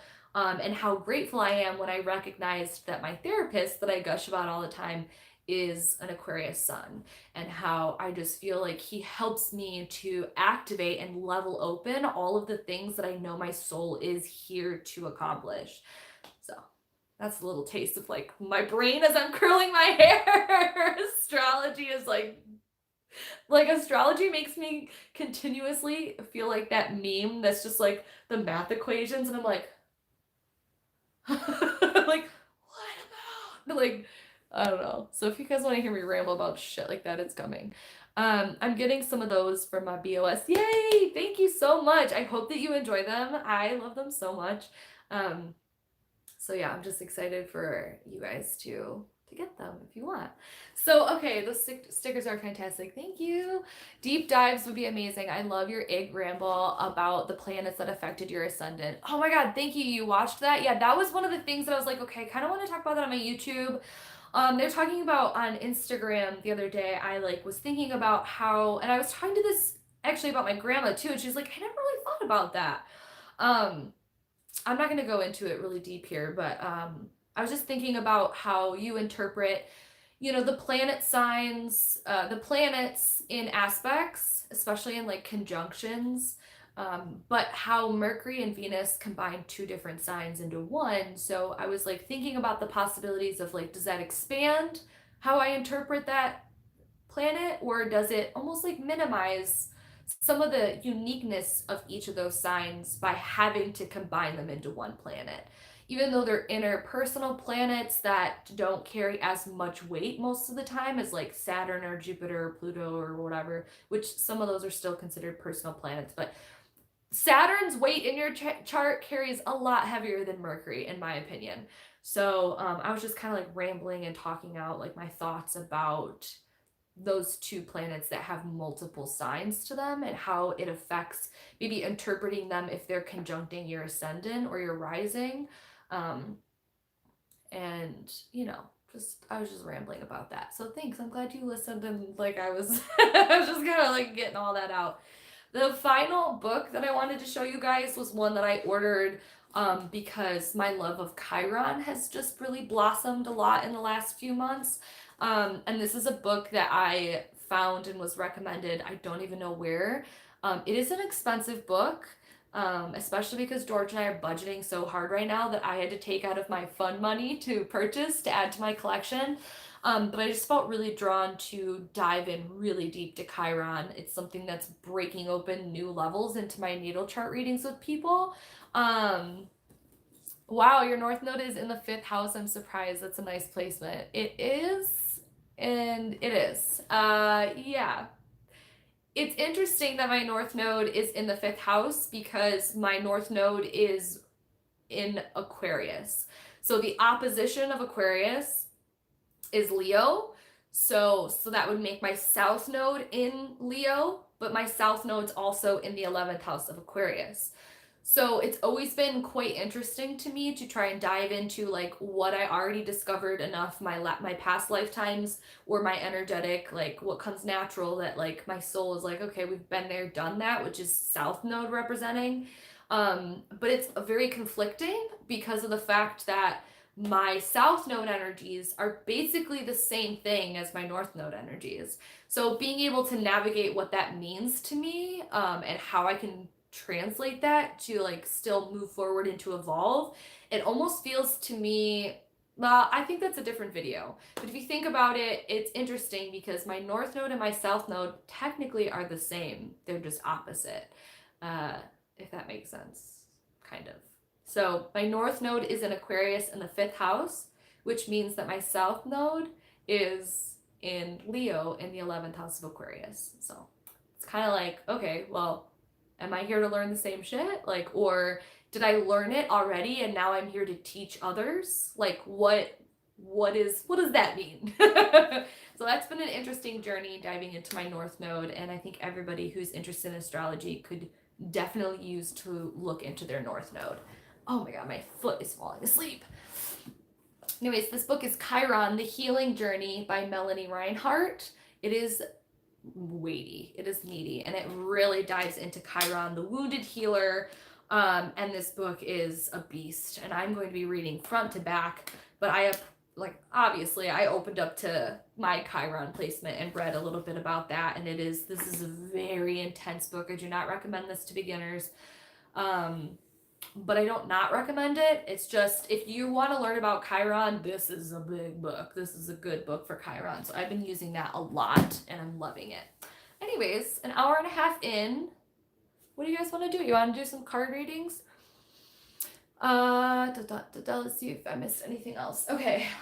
Before I go into this, I'm going to plug one more time for people who might have come or gone or whatever. I have 2 secret spots open, I believe, unless somebody else came through. I have 2 secret openings for natal chart readings on my website for November. So if you purchase those, grab them quick, because when I announce them on Instagram or other platforms, I'm assuming that they're probably going to go pretty quickly. And I am booked for the rest of this month, but I'm opening up 2 slots as of now for November. So if you'd want a Skype session for me to dive into your natal chart, it's called a Meet and Greet Your Soul session. It's about an hour long, hour and a half long. And I will be talking to you about your chart, and we'll be diving in. We'll be going into your North and South Node. We'll be going on into your Chiron. We'll be going into your placements, your ascendant, all your aspects. So if you want a reading from me, there's 2 secret ones open if someone hasn't already grabbed them. So that is that. All right. Does anybody want to do some readings? Like, I don't know, feel okay? Feel like, what's everybody else up to? Yes, please. I don't know. Okay. Cool. I really want to learn more about astrology. Wonderful. I love it. I love tarot. I love astrology. I love it so much. Yeah. So, is it Anna or Anna? And also, is there something that you're interested in me exploring with the cards, or do you just want to see kind of what comes up?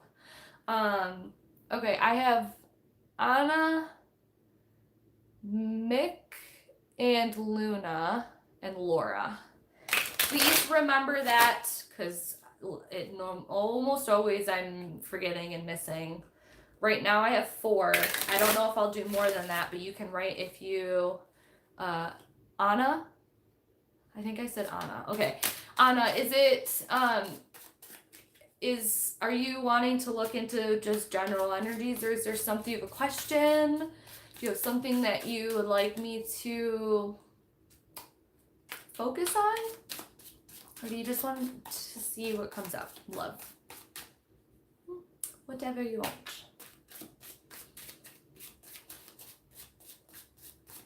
Well, a lot of changes in my life, career and love life, so I guess let's see what comes through. What's your sun, moon, and ascendant, if you know it? That always helps, and it's fun.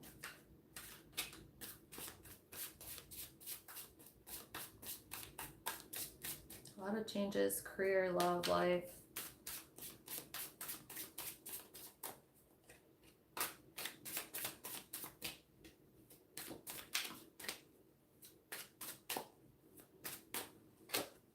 Oh. Oh.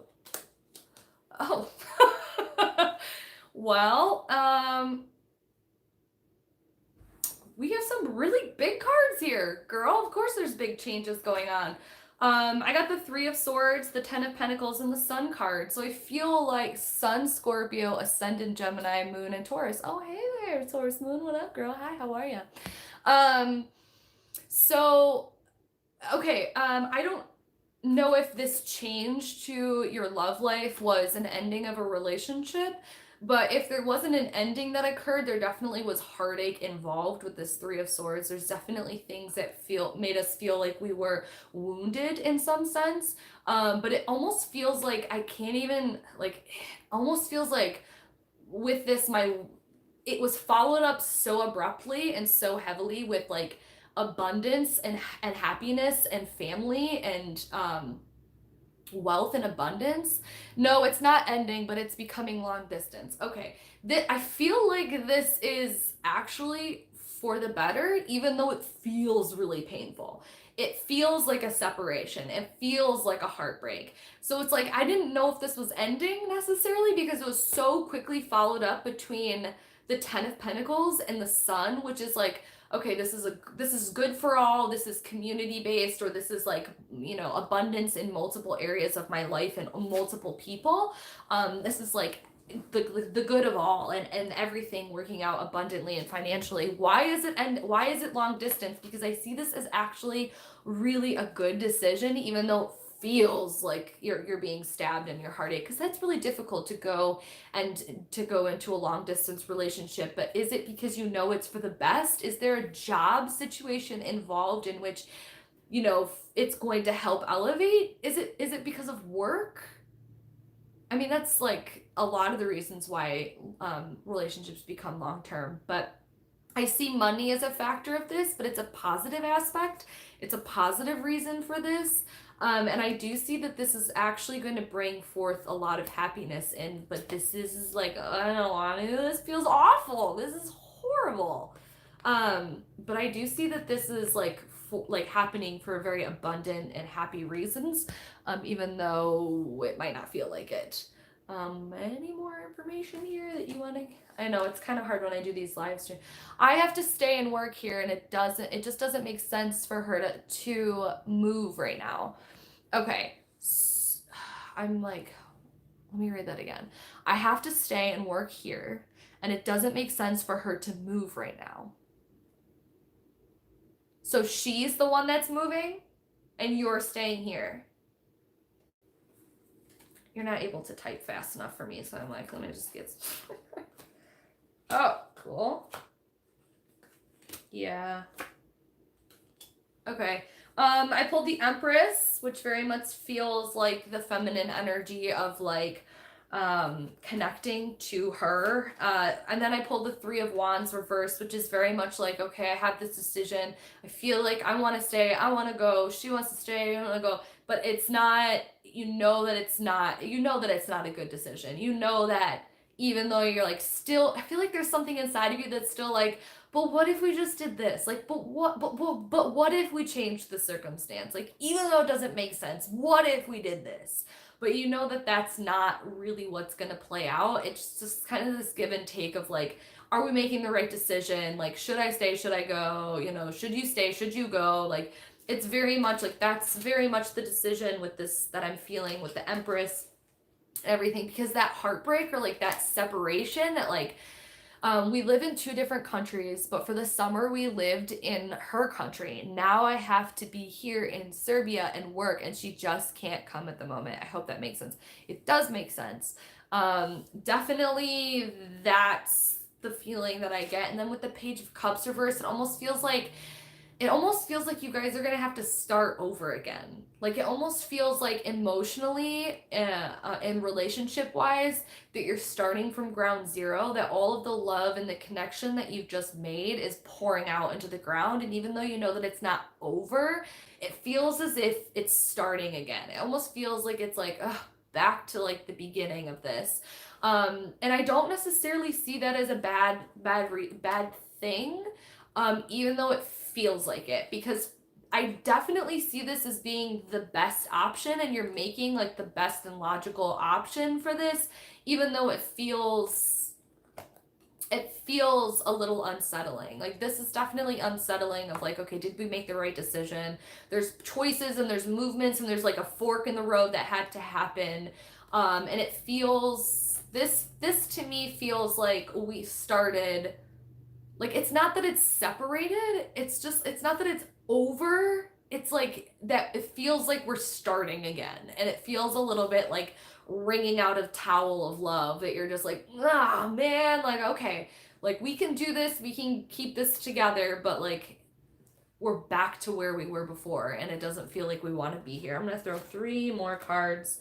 Yeah, we got the Hangman reverse, the Magician, and the Page of Pentacles. I love that for you guys. I feel like it is definitely feeling, again, this is kind of validating my it feels like we're in this position that we don't want to be in again. It feels like we have to wait even longer to have an event or a circumstance or to kind of take our relationship to the next level. This feels good to me, even though I'm sure it feels not good to you. I feel like you're really in a position where you each have to learn your own power and your own individuality, even though you might feel ready to continue the way it was over the summer when you were living together in the same country. But this is an opportunity that the universe is giving you for you each to come into your own and to really access and root into your own powers and your own being and your own sense of self. So by the time you do get back together, you're going to be able to start fresh again with this, like, it's almost as if like, okay, this is how our relationship was. Now we're starting a new adventure. Now we're taking a step back, but I wouldn't look at it that way. I would look at it as a new fresh step to start your own individual purpose so that when you do come back again, it is like commitment and stability and the opportunity of, remember what I was saying earlier in the live stream, if you were here, like this is like getting down on one knee for me. This is very much like I want to propose a commitment.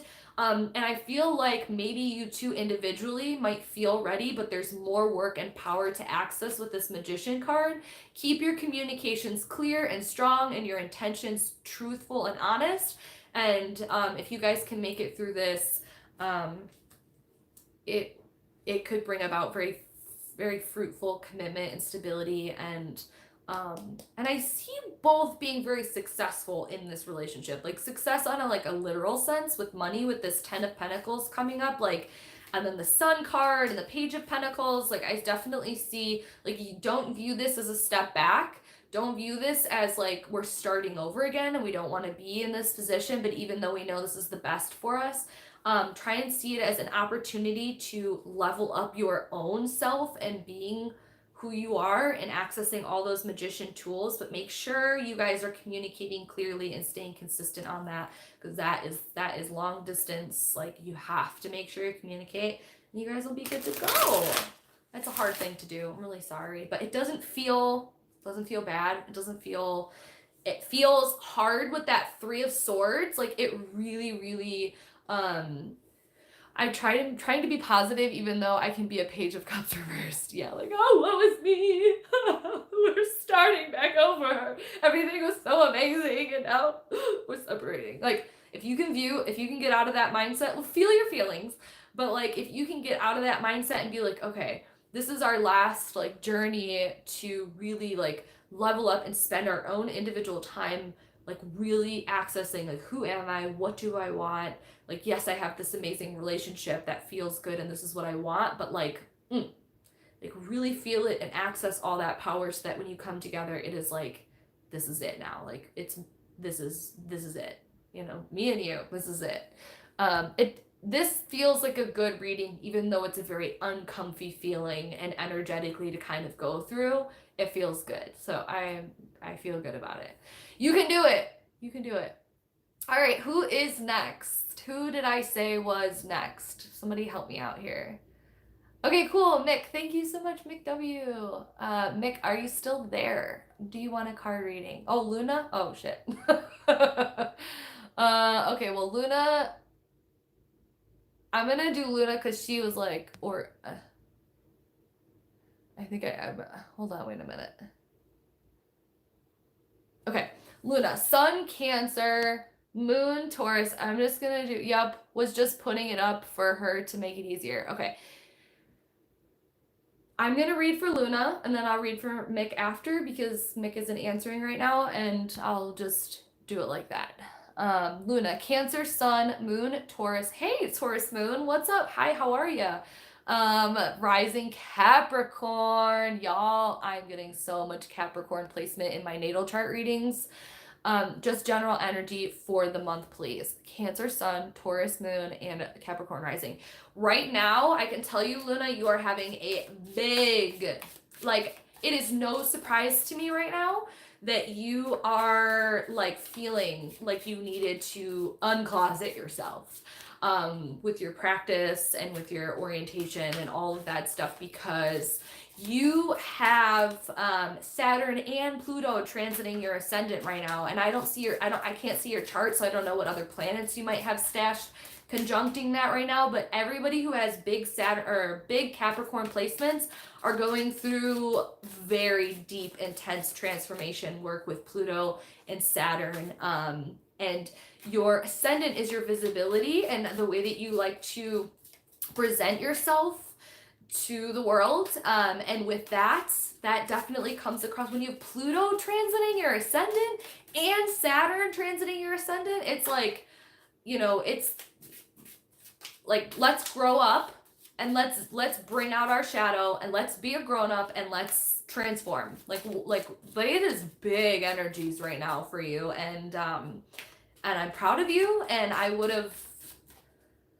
That does not surprise me that you felt like you couldn't handle it anymore with those big transits happening for you, because anybody with big Capricorn placements right now is like going through it.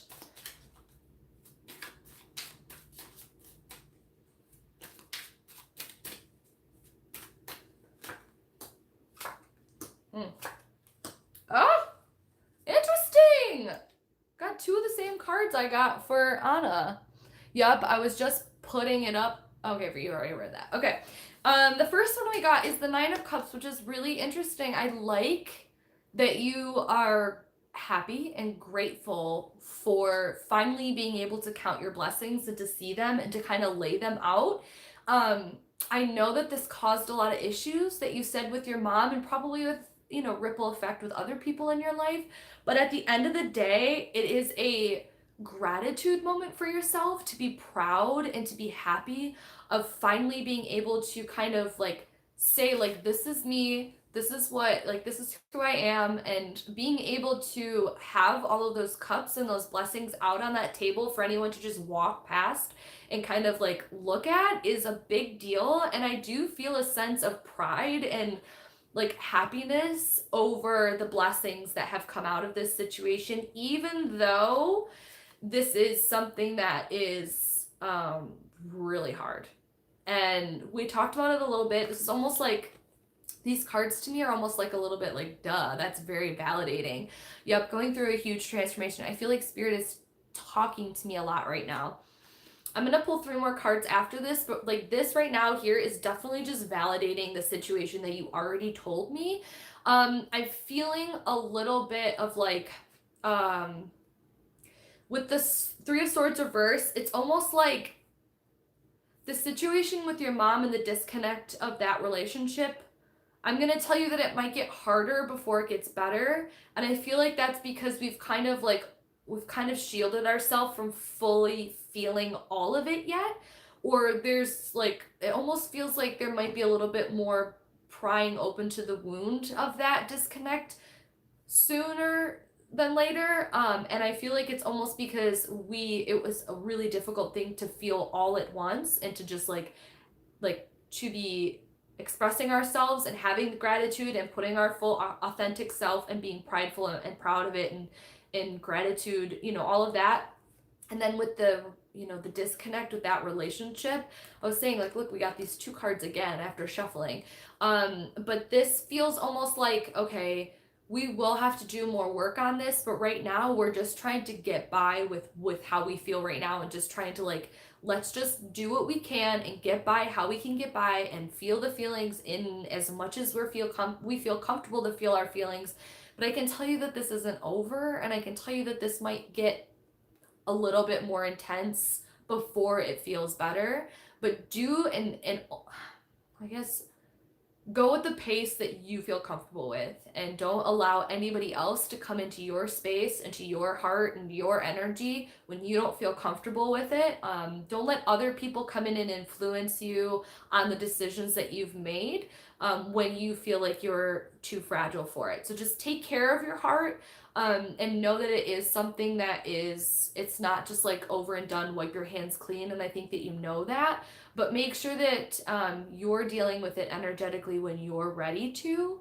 Um, and this, I mean, this definitely is like Saturn and Pluto transiting your ascendant right now is like all of the Three of Swords reversed, like especially with what you told me. Like, it's hard. It's really hard. And a lot of the times when deep rooted transformation with Pluto exists and we want to resist certain parts of it, it can cause a lot of issue within us, to like that resistance of like, I feel like I have nobody to turn to. Like with this, I feel like I am alone and that the whole world and universe is against me when I'm just trying to like speak my truth and transform. And like, oh, like it's like bringing shadows to light. It's huge transformation. Pluto to me feels like the Death card and the Tower card slammed together. And when it's on your ascendant and it's accessing the parts of you that everybody sees and that you present yourself, it is a big thing to happen, especially when you don't have full and complete support from other people. It's very heartbreaking. And I feel like you've done your best to feel that, but there's still more work to be done. This almost feels like the opposite of what I just did with Anna. And this Three of Wands is like, okay, well, where am I going to go now? Like, what am I going to do now? I've done this and I've been thinking so long about this. And this has been something that's been building for so long. And now I'm transforming, or I've transformed, and like, and now what? And where am I going to go now? What am I going to do now? And you might have multiple options for this. Let me just see if you commented anything and I missed it. Yes, I only let myself feel a little bit of it. It was so big. And I definitely understand that. This feels like we have multiple options of what we want to do, where we want to go, how we want to access, like, you know, now what? This feels very much like now what? And you have multiple options, even if you feel like you don't. This feels positive. This is almost like, okay, this isn't a problem.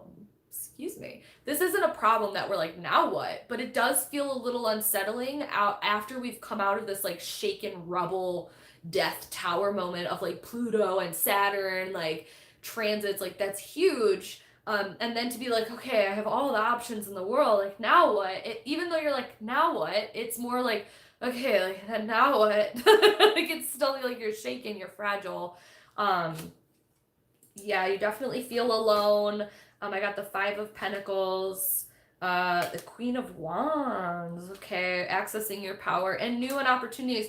I feel like this is a great lesson that you're going through. This is a great transformation that you're going through. I know that you feel alone, so community and being able to connect with like-minded people and people that have gone through the same struggles as you, and finding connections to people like platforms like this where that you can feel like you belong to something is going. Oh, it reconnected me. I lost you for a second. And the Queen of Wands is telling me that it's time to step into your power and to take control and to really find what it is that you're passionate about. And now that you're living authentically and kind of speaking and living your truth, it's time for you to sit into your full power, to find your creative spark, to find what really gets your flame going, like what really makes you feel like you want to get up and move, or that you could move mountains. Because now that you're living authentically and open, I think it's time for you to really step into your full power. And so access that Queen of Wands energy. You have, what did you say? You said water, Cancer, earth. I'd love to see you accessing the fire elements of your chart, or just your personality. What motivates you? What connects to you artistically? What inspires you? Like what literally makes you want to get up and move? Like you've transformed, and now where are you going to go now? What now? How are you going to use that energy?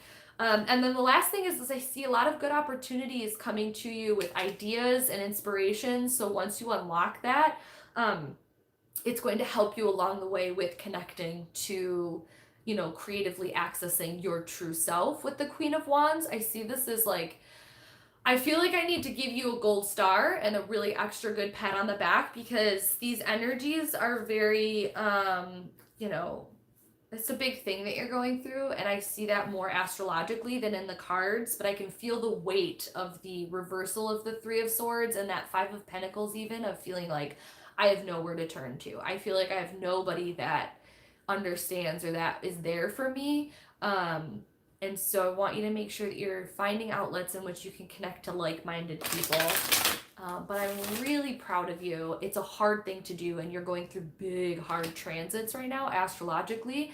But I can tell you that Jupiter is coming across, and it's about to come through all of this tower death, transformative, like leveling up adult from, and Jupiter is coming up quick, and it's going to come through here, and it's going to expand. It's going to give you a lot of opportunities. It's going to give you a lot of abundance in the areas that you just like really went through the shit with. So it almost feels like we had to go through the dirt and the dust and the blood and the like shedding of our skin before the universe said, okay, now you're ready. Now here's all the abundance and gifts. Are you ready? Are you going to use it to your best advantage? Are you going to be, you know, here it is. Here's Jupiter's, like, the fairy godmother of Jupiter's like, here you go. Abundance. Like, opportunity and growth and expansion, like, here you go. But if you wouldn't have gone through all of this shit that you just went through, you are going to be given abundance and growth and opportunities in areas that you weren't ready for. So I don't know if that makes sense. And actually, that's one of my videos that I was going to ramble about coming up, was that exact thing. So it's hard now. You're about to receive so many blessings and opportunities from Jupiter coming through your transits that were just really fucking hard. So just be ready for it. And congratulations. I know it's hard, but like, good things are coming. I can tell you that right now. Okay, that makes more sense why I'm dreaming of a throne of fire in front of a cauldron. Thank you. Wow. That's intense. Yeah, that's a good connection there. It's time to step into your power. And in fact, Jupiter in the universe is going to be giving you a shitload of abundance. So make sure you're ready for it. Who is next? Is Mick still here, or Mike still here? Is Mike still here? If not, I will move on. I'm only going to take one or two more. Is Mick still here? Who was next? Thank you. Laura was next. Laura, I'm just going to move on, and if Mick is here, I'll read for Mick when they come. Mike, had to purge and shed. Yes. Virgo rising, Virgo moon, Scorpio. General, just what comes up, please. Holy shit. Virgo rising, Virgo sun, Scorpio moon. Oh, okay, I read that.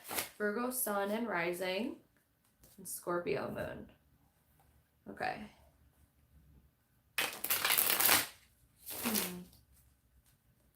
Interesting.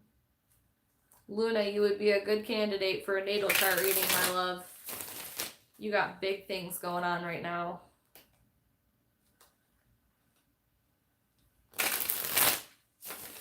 Actually, I've been reading a lot of Capricorn risings and Capricorn moons, like, because y'all are going through it with Saturn and Pluto. All right. Ms. Virgo, Scorpio.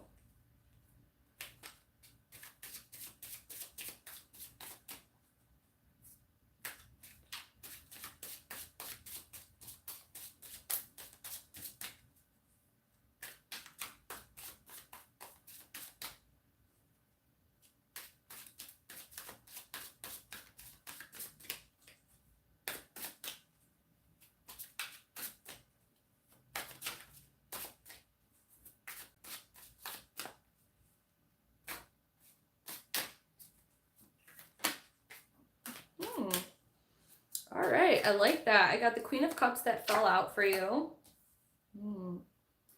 Something that needs to be completed that is not being completed. Something that needs to come for full circle that is being dragged out, or that has been put away um like that has, sorry, I was reading the comment. I'll read your comment in a second, Kay.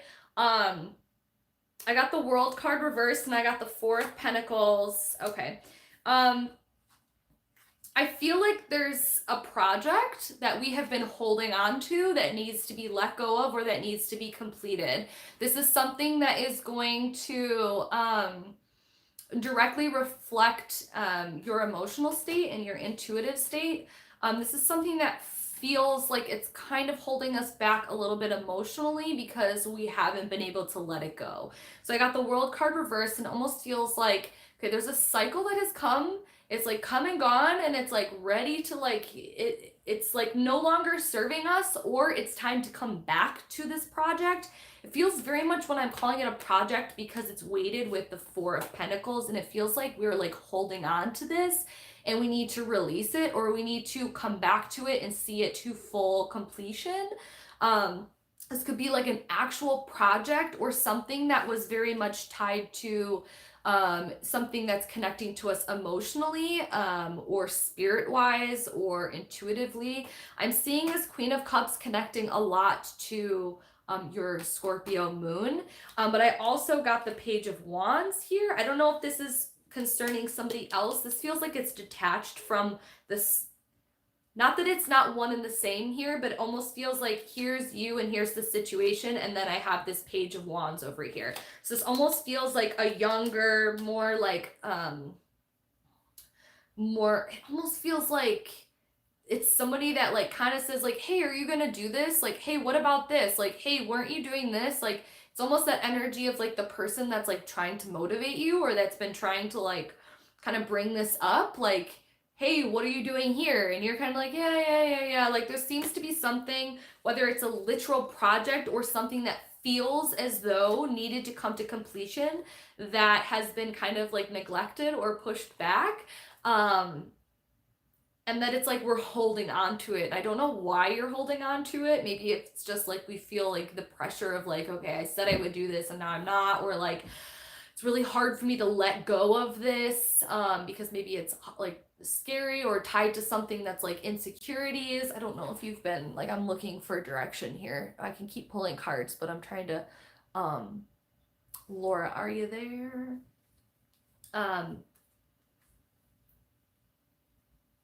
It's very like, I'm not getting anything specific. It's very much like I just keep hearing over and over again like something needs to be let go of that we haven't been able to let go of, or we need to see something to completion that we haven't yet, and that we've kind of just been like, oh yeah, I'll do it, or like, oh, if I just ignore it, like it'll just go away. Well, it's not going away. You have to literally focus on it and say like, I'm done with this.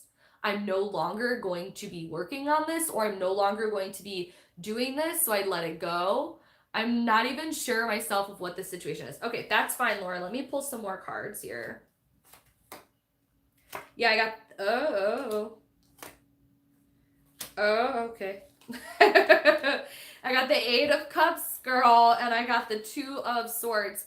I'm feeling like this is deeper than a surfacey project. So this is something that needs to come to completion, that needs to be coming and like that needs to come to an end, or that needs to be seen. And it's something that you literally have to look within to find the decision of like, what is it that I am, what is it that I'm avoiding? There's a decision that needs to be made that only you can make, that you have pretty much been like pushing down and suppressing.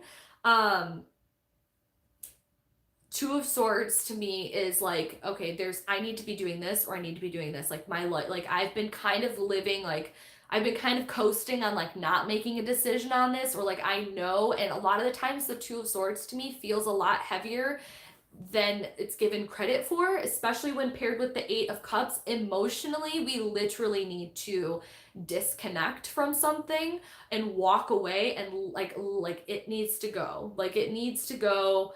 And it's something that we have like emotionally and mentally been like holding on to, that is suppressed. This too tells me that it's suppressed. These cards here, tell me that it's emotionally connecting to you. This Queen of Cups is like, okay, it's something that's affected by our Scorpio moon here. That's like, and Scorpio's really good at suppressing, and really good at keeping it deep down and pretending like, oh, everything's fine, everything's great. But I have these deep dark secrets that like emotionally I don't want to deal with, so I'm just gonna like let it go. I'm seeing this as like shadow work that maybe you haven't even fully allowed yourself. Okay, that makes sense.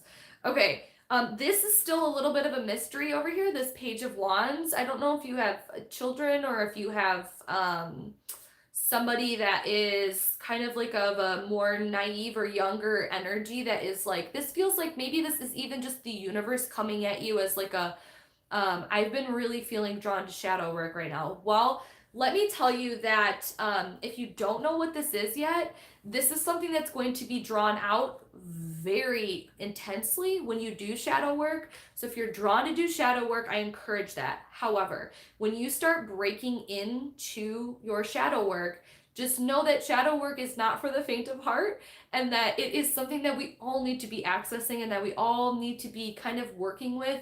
But when I was like, I'm ready for shadow work, and I got the Two of Swords, it was like, whoa, like I was not like prepared that it was going to actually make me do shadow work.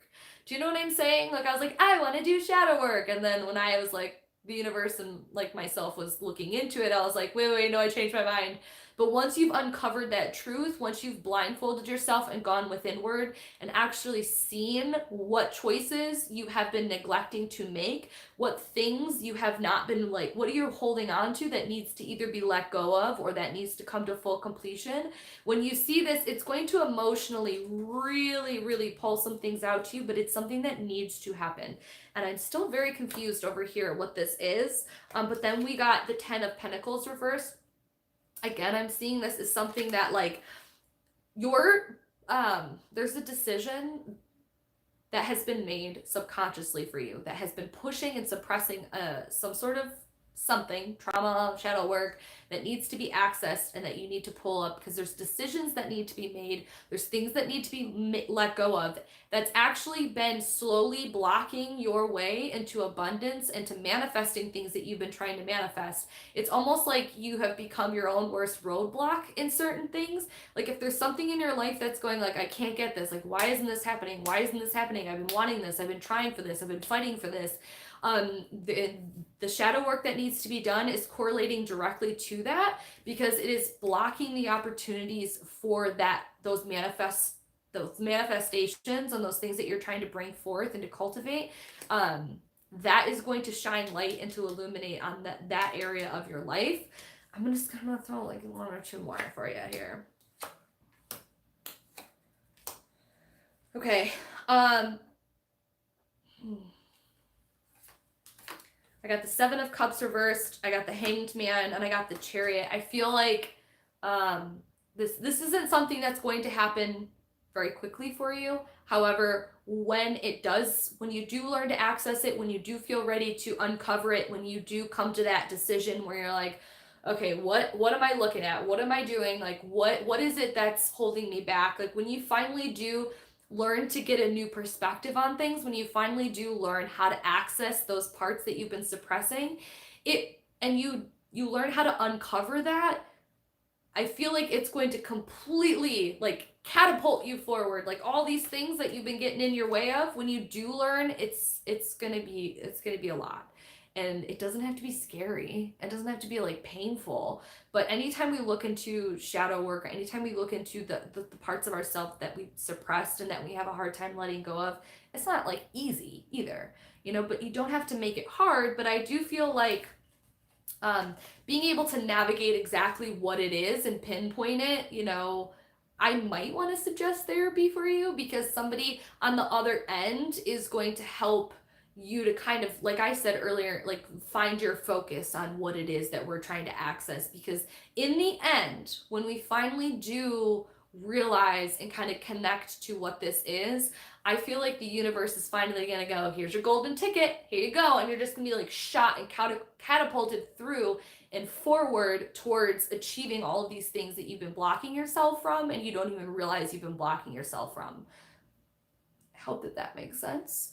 I feel like this one, if it doesn't connect directly to one circumstance, I think you're gonna know what it is that I'm getting at, if that makes sense. So hard when I don't have like, oh yeah, I get that. Thank you so much. Okay.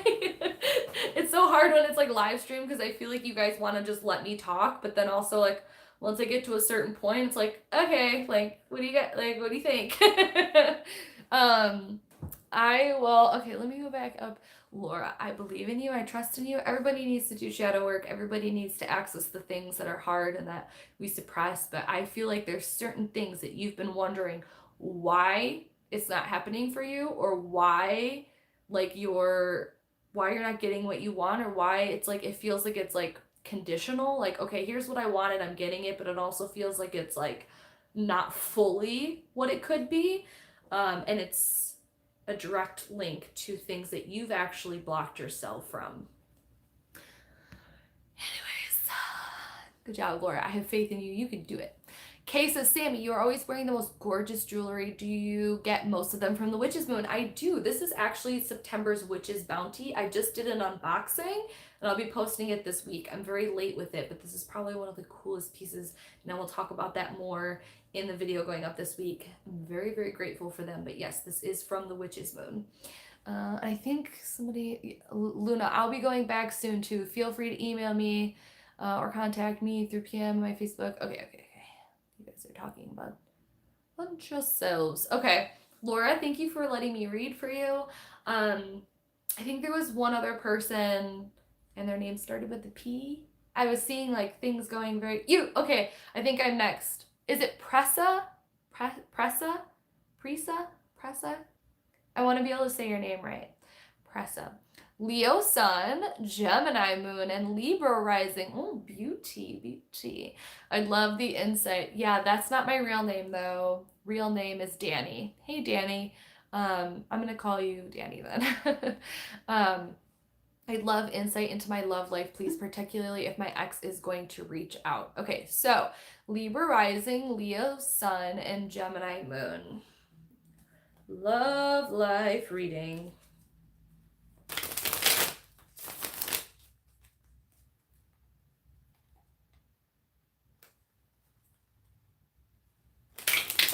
Danny.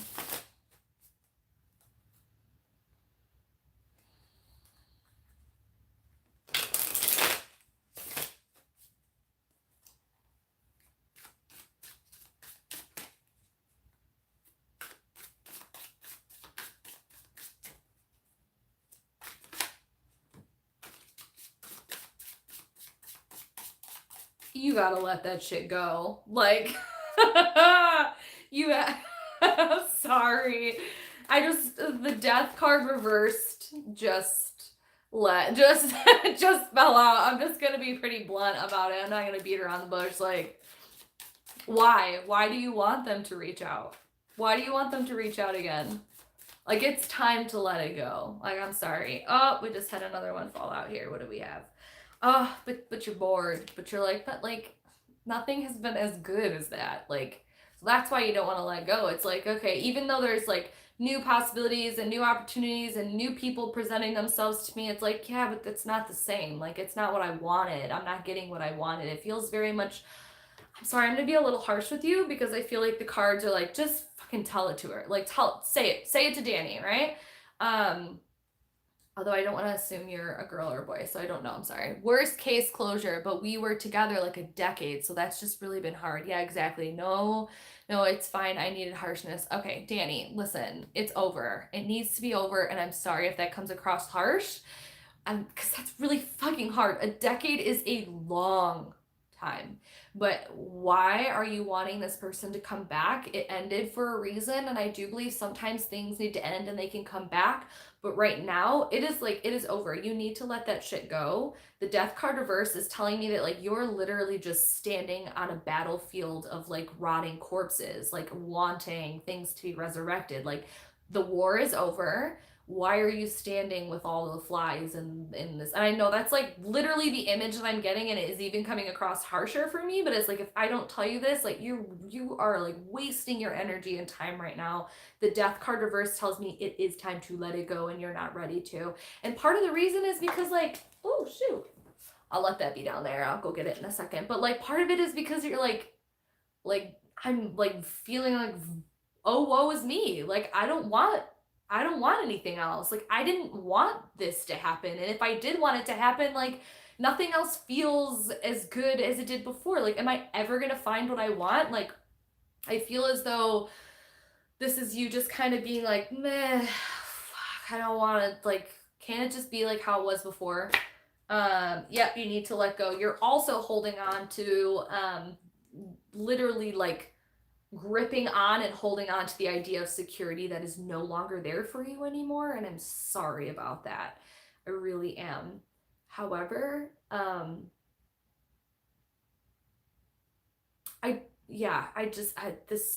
it's you gotta let it go. You gotta let it go. I don't see anything good coming from you continuing to hold on to this. I know that this might take a long time. I just drew the moon card. I know there's a lot of feelings and uneasiness coming from this, but I also want to caution and warn you against staying rooted in literally standing in the battlefield of all these rotting corpses. Like it's over. The battle has been done. Like it's time to separate. And I'm not saying that this person is a bad person and that you're a bad person. It's more so like this situation that you're allowing yourself to stay in energetically and mentally towards not letting it go. There's a lot of bad things that could like start to happen if we don't get our focus into better places. Do you know what I'm saying? I don't want to scare, I'm not trying to scare you, but it's more so like I need to like wake you up. Like hello, like it's okay, like you can do this. It's hard because you were together for a really long time, but you're holding on to something that is no longer anything to hold on to.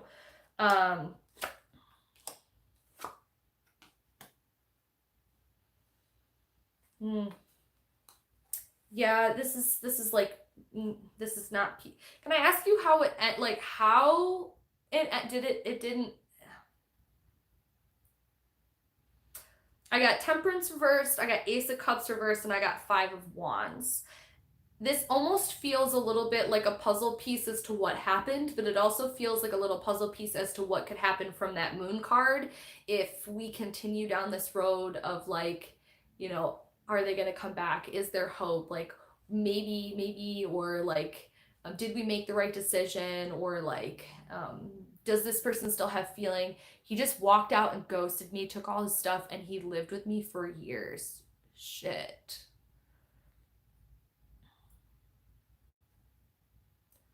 I am so sorry. Like, really sorry. Because that makes it even harder for you when there's like, it feels like there's no closure. It feels like there's like, what the fuck just happened? That is so shitty. I'm so sorry, Danny. But I'm feeling like you need some peace. You need some, like the Temperance reverse feels like it feels like the anger and the unknown of like what just happened is it's yeah, I feel like I can't even move on since the guilt is so strong. I don't feel single even though he does. Yeah, that's something that's really hard, and I'm sorry. There's an imbalance here. And emotionally like there's the love is it's just the love is just pouring out. There's no reciprocate. Like you're wasting your energy and your time and your space. But I can see how that is hard to disconnect. Like I can see how the cards are like, shake her, shake Danny, like wake up, like wake up. I'm sorry that this happened to you. Like that is a shitty thing for somebody to do to you. But like you are wasting your energy. You are wasting your love. You're wasting your time. Like heal, but you need to disconnect and heal. Like. And I'm seeing this as like, if there wasn't any issues with this, if you continue down this path, you're going to create a lot of, this could create a lot of chaos and a lot of like arguments and like negative issues with other people in your life in correlation to the event that happened, if we don't kind of like, all right, let's suck it up, buttercup, and like fuck that person. Like I like just like it's, you need to let it go. I wish I had like more like compassionate, loving words for you. That is such a shitty person, like shitty thing for somebody to do. However, everybody makes the decisions that they feel are best for them in the time. And if we don't know why they chose to do that, it's a coward. It's a coward. This person's a coward. And they're going to be using like a pity party, like, oh, well, this happened because this, and this. Like, it's like, this person's a coward. Yeah. You're better off for this. Yeah, you're better off for this. I pulled the King of Wands reversed and then the King of Cups. I feel like he's definitely going to be playing on other people's emotions that are going to be reaching out and like, why did you do this? Like, what happened? Like, what happened? And it's going to be very much like a sob story as to why that this person chose to do this to you. And I feel like with the King of Wands reversed, that's like such a coward. Like, what a coward. Like, he just up and left and like had all these responsibilities and didn't choose to kind of like stand up and actually like act like a king. And he chose to run away like a coward, but he will be using certain emotional tactics to kind of pity party his way into like not seeming as much like a bad guy, or girl, I don't know who the person you were in a relationship with, but I can tell you that to end this card reading, to give you a little bit of like a good story, like a good thing, is like, even though you feel right now as though you are like just in the middle of the ocean in your own boat and you're like, where the fuck, like, I had this other person and we were like, and it feels like you're in rough waters and you feel like you don't know where you're going. Like, you are sailing to smoother waters and that this is happening to you for a reason. I'm sorry, but that person's a coward. And I need to just tell you, like, you have to, it's not going to happen. It's not going to happen. And that's for the best. But I'm so sorry. I'm so sorry that happened to you. And that it might feel really bad right now, but you are headed towards better water with that. You're headed towards better life. Even though right now it feels like you're coming out of a traumatic situation, even more so you're still like in the boat sailing away from the traumatic experience. You are headed towards green pastures and clear, smooth sailing. I'm sorry that happened to you, but like, this is me, like, as a tarot reader to you, like, let it go. Like, it's okay. Like, wake up. That's hard. I'm sorry. Yeah, everyone send Danny some love. That's difficult. Sending love. I totally get it. Thank you. You're welcome, love. I'm sorry that you're going through that. One more person. And then I'm going because it's been 2.5 hours. And I have other things that I want to read and get done with. The first person that says they want one reading, I have to get my death card. Are we done? Okay, Asha, I'll read for you. Oh, let me get my death card.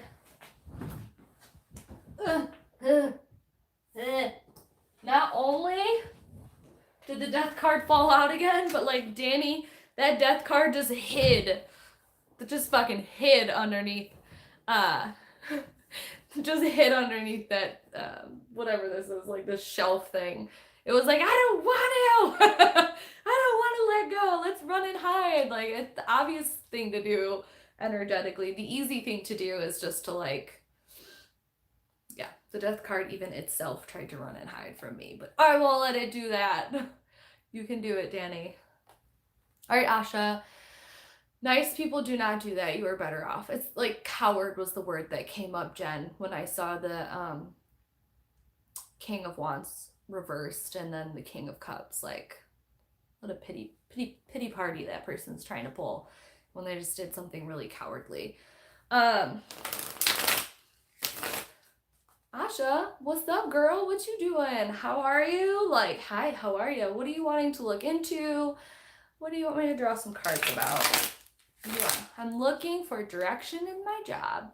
Remind me of your sun, moon, and ascendant if you have, if you know, which I think you do know. It's just more fun. It helps me out a little bit to connect with you and your energies and why certain cards might come up. I feel like you have Gemini, right? Gemini, Virgo? Virgo rising? Gemini? Are you a Gemini sun, Virgo rising, and then something else moon? Oh, Gemini sun, Sag moon, Aquarius rising. Ooh.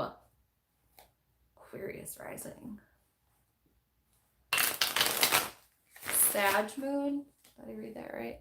Gemini sun, Sag moon, Aquarius rising. All right. Direction and job. Danny, I'm still thinking about you. I'm sorry, love. I'm sorry.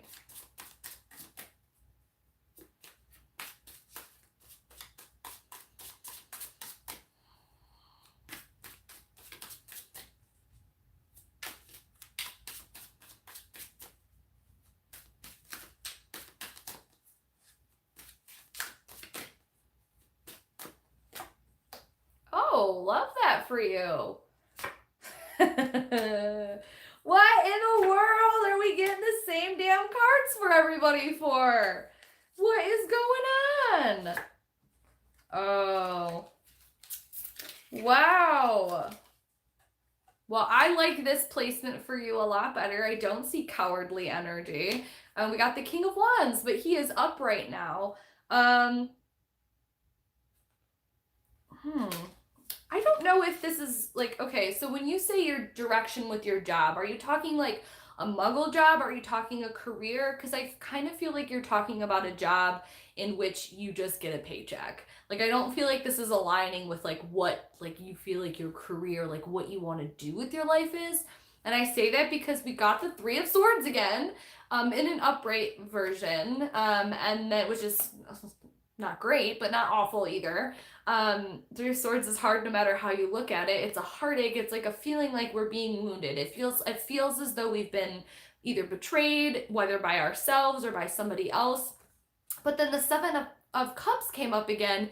This is like feeling like we have all of these dreams and goals and aspirations and ways that we want to connect and like things that we are wanting to do. However, I don't know if this job that you're in is it for you. It kind of feels like whatever it is you're asking about is more so like I'm paying the bills, like I'm paying the paycheck, but like I have all these dreams and aspirations, but it's almost like, and then we have this King of Pentacles down here. Yes, I want to change my job. Okay, what do you do right now?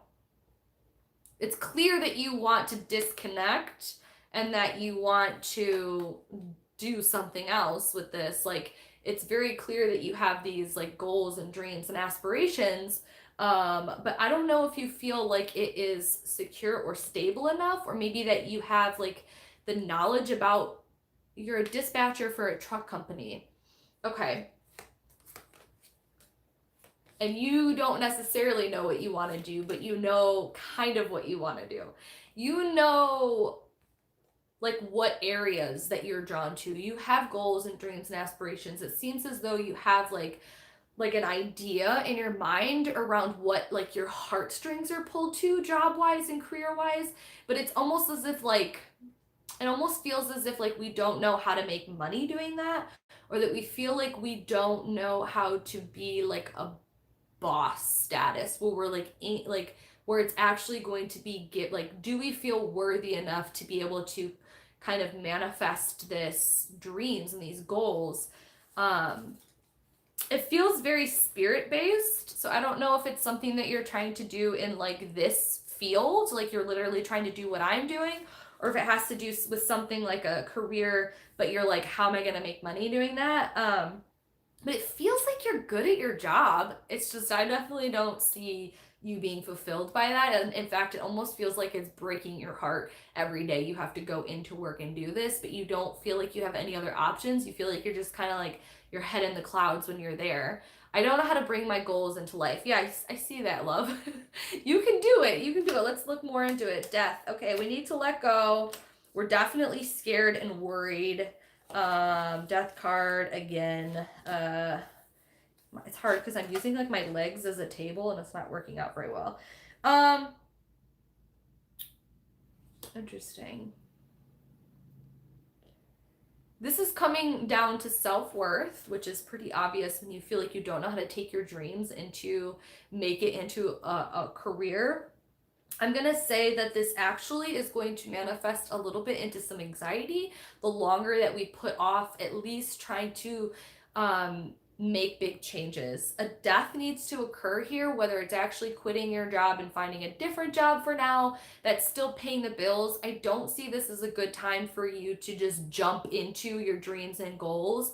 I feel like there is some planning that needs to happen. However, you're very scared about making this decision because we have the Nine of Swords reversed. In fact, it might be creating some unwanted anxiety and restlessness within you with that Gemini. And with the Sag. What was your Aquarius? Yeah. The death card is present. There is some shedding that needs to occur. However, it needs to be handled lightly with this Nine of Swords. But I feel like the longer that we prolong it, the longer that we kind of like this card to me is the last one that popped out from the three that I pulled. This Six of Wands reversed almost feels like we aren't worthy and like no one will. Are you trying to do something that needs like public like an audience? Like, are you trying to do something that you feel like no one will support you with? Like, is it something that's very seen? Like, what is it that you're trying to do? Because I feel like that's part of the problem is you feel like you aren't like popular enough, or like it feels like you like the people aren't supporting you, or that you won't be seen or validated enough to be able to see this all the way through, whatever it is you're trying to cultivate. But there's definitely some big shifts that need to happen with this death card. I am waiting for you. Yes, this job is not what I want to do, and I guess I'm struggling with taking a leap. I don't see this. I see you have the possibility to really be yeah. Okay. I see whatever you're trying to manifest in a job, you absolutely have the possibility of doing that. However, you are going to be you're the only thing that's going to be getting in your own way here of achieving this. I don't necessarily want to encourage you to quit your job right now. I don't feel like it's the right time. However, it is the right time to start building the blocks and trying to really understand. I don't see you being able to jump from point A to point D right now. I do, however, see you try to plan out and really see more clearly your A, B, C before you get to D, and trying to start making movements on how you can slowly shed your skin. That death card doesn't need to be as like Danny's was like, wake up, wake up. Like this one feels more so like a snake kind of coming into its own and slowly shedding its skin. This transition needs to be handled a little bit more delicately and managed more better over time to me.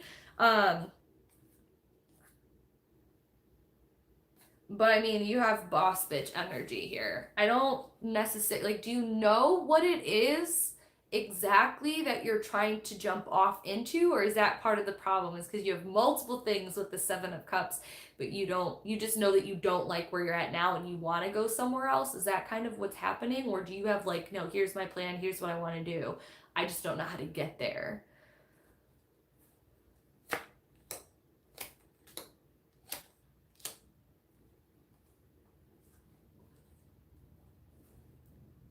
Yes, I don't know for sure. Okay. Start there.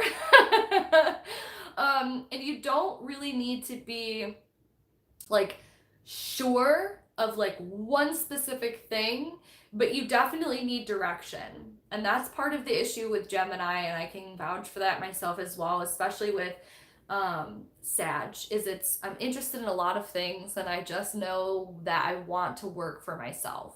And I definitely see like that is present here, especially with like, I feel like you're good at your job. I feel like as a truck dispatcher, like you get it. Like you know how to dispatch those trucks. However, I see there's a lack of focus and a lack of energy. Big Sag, big Gemini moods here. 10 of Wands. I feel like a little impatience. I feel like scattered energy, scattered focused. I feel like we know what we don't want, and that's good.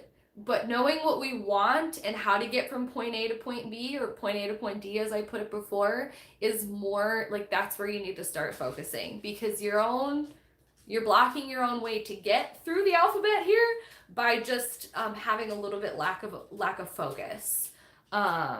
Yes, I don't want to be there. I'm bored at work because it's not fulfilling, and a lot of people struggle with that. Literally, a lot of people who want to build their own business and want to be their own bosses feel that way, and I definitely understand. However, I felt that way a few years ago with my job that I'm still at. And once I taught myself, like, okay, I have to be here because I know that right now I need a steady paycheck for the things that I'm trying to manifest. So I'm going to get out of my job as much as I can while I'm there and use it for what I can use it for, and become really clear on what it is that I do want. Instead of focusing on what I don't want, I'm going to be focusing on what I do want.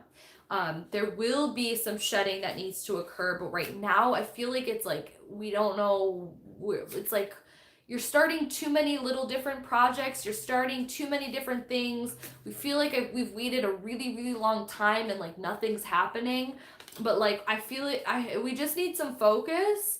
And I need you to trust in your abilities to get what you want, and to actually pin down some sort of genre, and not just have a genre. I mean, pin down something that like you can actually focus into, because you'll get there faster. Let me put it that way.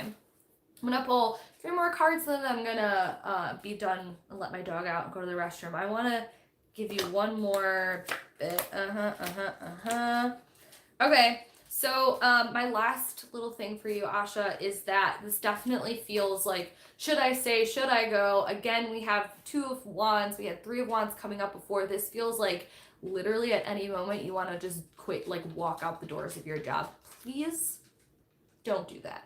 Make sure, do what you want. But I don't recommend that, because I don't see that is getting you any closer to where you want to be. In fact, it might kind of feel like a setback, even though it's like, you can breathe, you still need a paycheck. So if you really, really, really can't stand your job, get a different job and use that as a way to access where it is you want to go. Because if you really feel so unsettled of like, I just want to start my career, I just want to start my life, like that's what this card feels like a lot of times for me. It's like, but daddy, I love it. No, but daddy, I want to be on my own, I want to have my own career.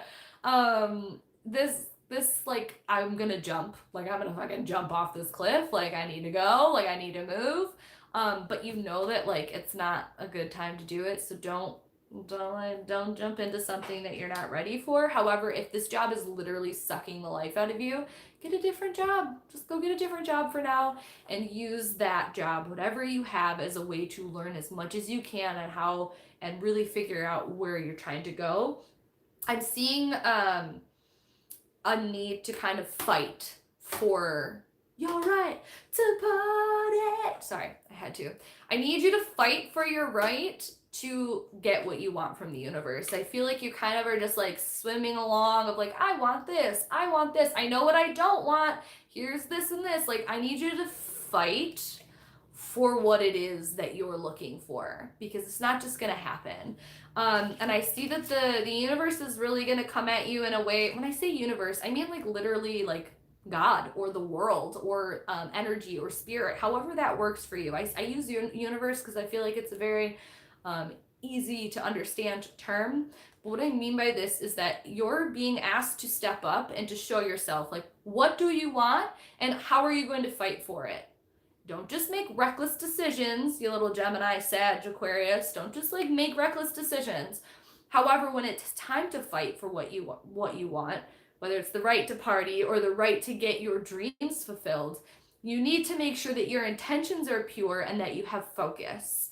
Because if you don't, then shit's just gonna be kind of scattered and you like focus. Like make sure you know what it is you want. Even if it's not an exact title of an exact company that you're trying to be a part of or whatever, like you need to hone it down and not just do random little tasks. Bring it in and really fight for what it is that you want to, like, where do you want to go? Fight for it, because the universe is like, all right, fine, show us what you got. And you're like, okay. Like, fight for it, Asha. And make sure that your intentions behind why you want it and where you want to go really resonates and rings true for you. However, any other questions? Is that okay? Do you understand what I'm getting at? Okay. Asha, you're welcome. You're welcome. You have boss bitch energy in here though. Like you know you can be an entrepreneur. You know that you can like get what you need to get. It's just like, okay, but what do I want? And like, how do I get there? Like, work on that part first. Yes, I totally understand and it makes sense. Okay, cool. Thank you all so much for hanging out with me. Thanks for letting me read for those of you who got card readings. I am exhausted now, and I had a really wonderful September. I'm looking forward to October so much.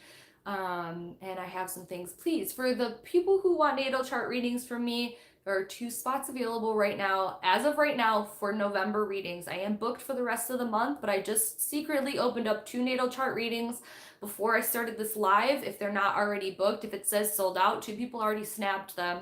But it is up. I'm going to be announcing it on my Instagram if there's still some like open after this. So if you want to book it now, because I'm going to be shouting it out. And your reading will be for the month of November. I will contact you to set up your date. I'm loving all of you. Okay, hope you have rest of your weekend and recharge. Coffee. Bye guys. I just grabbed one. Thank you again. Yay, Danny. Yes, let's talk. I love you guys so much. I had natal charts done. I'm more interested in some astrocartography. Okay, I gotta go. I gotta love you guys so much. I have to pee. Thank you so much. I love you. Bye.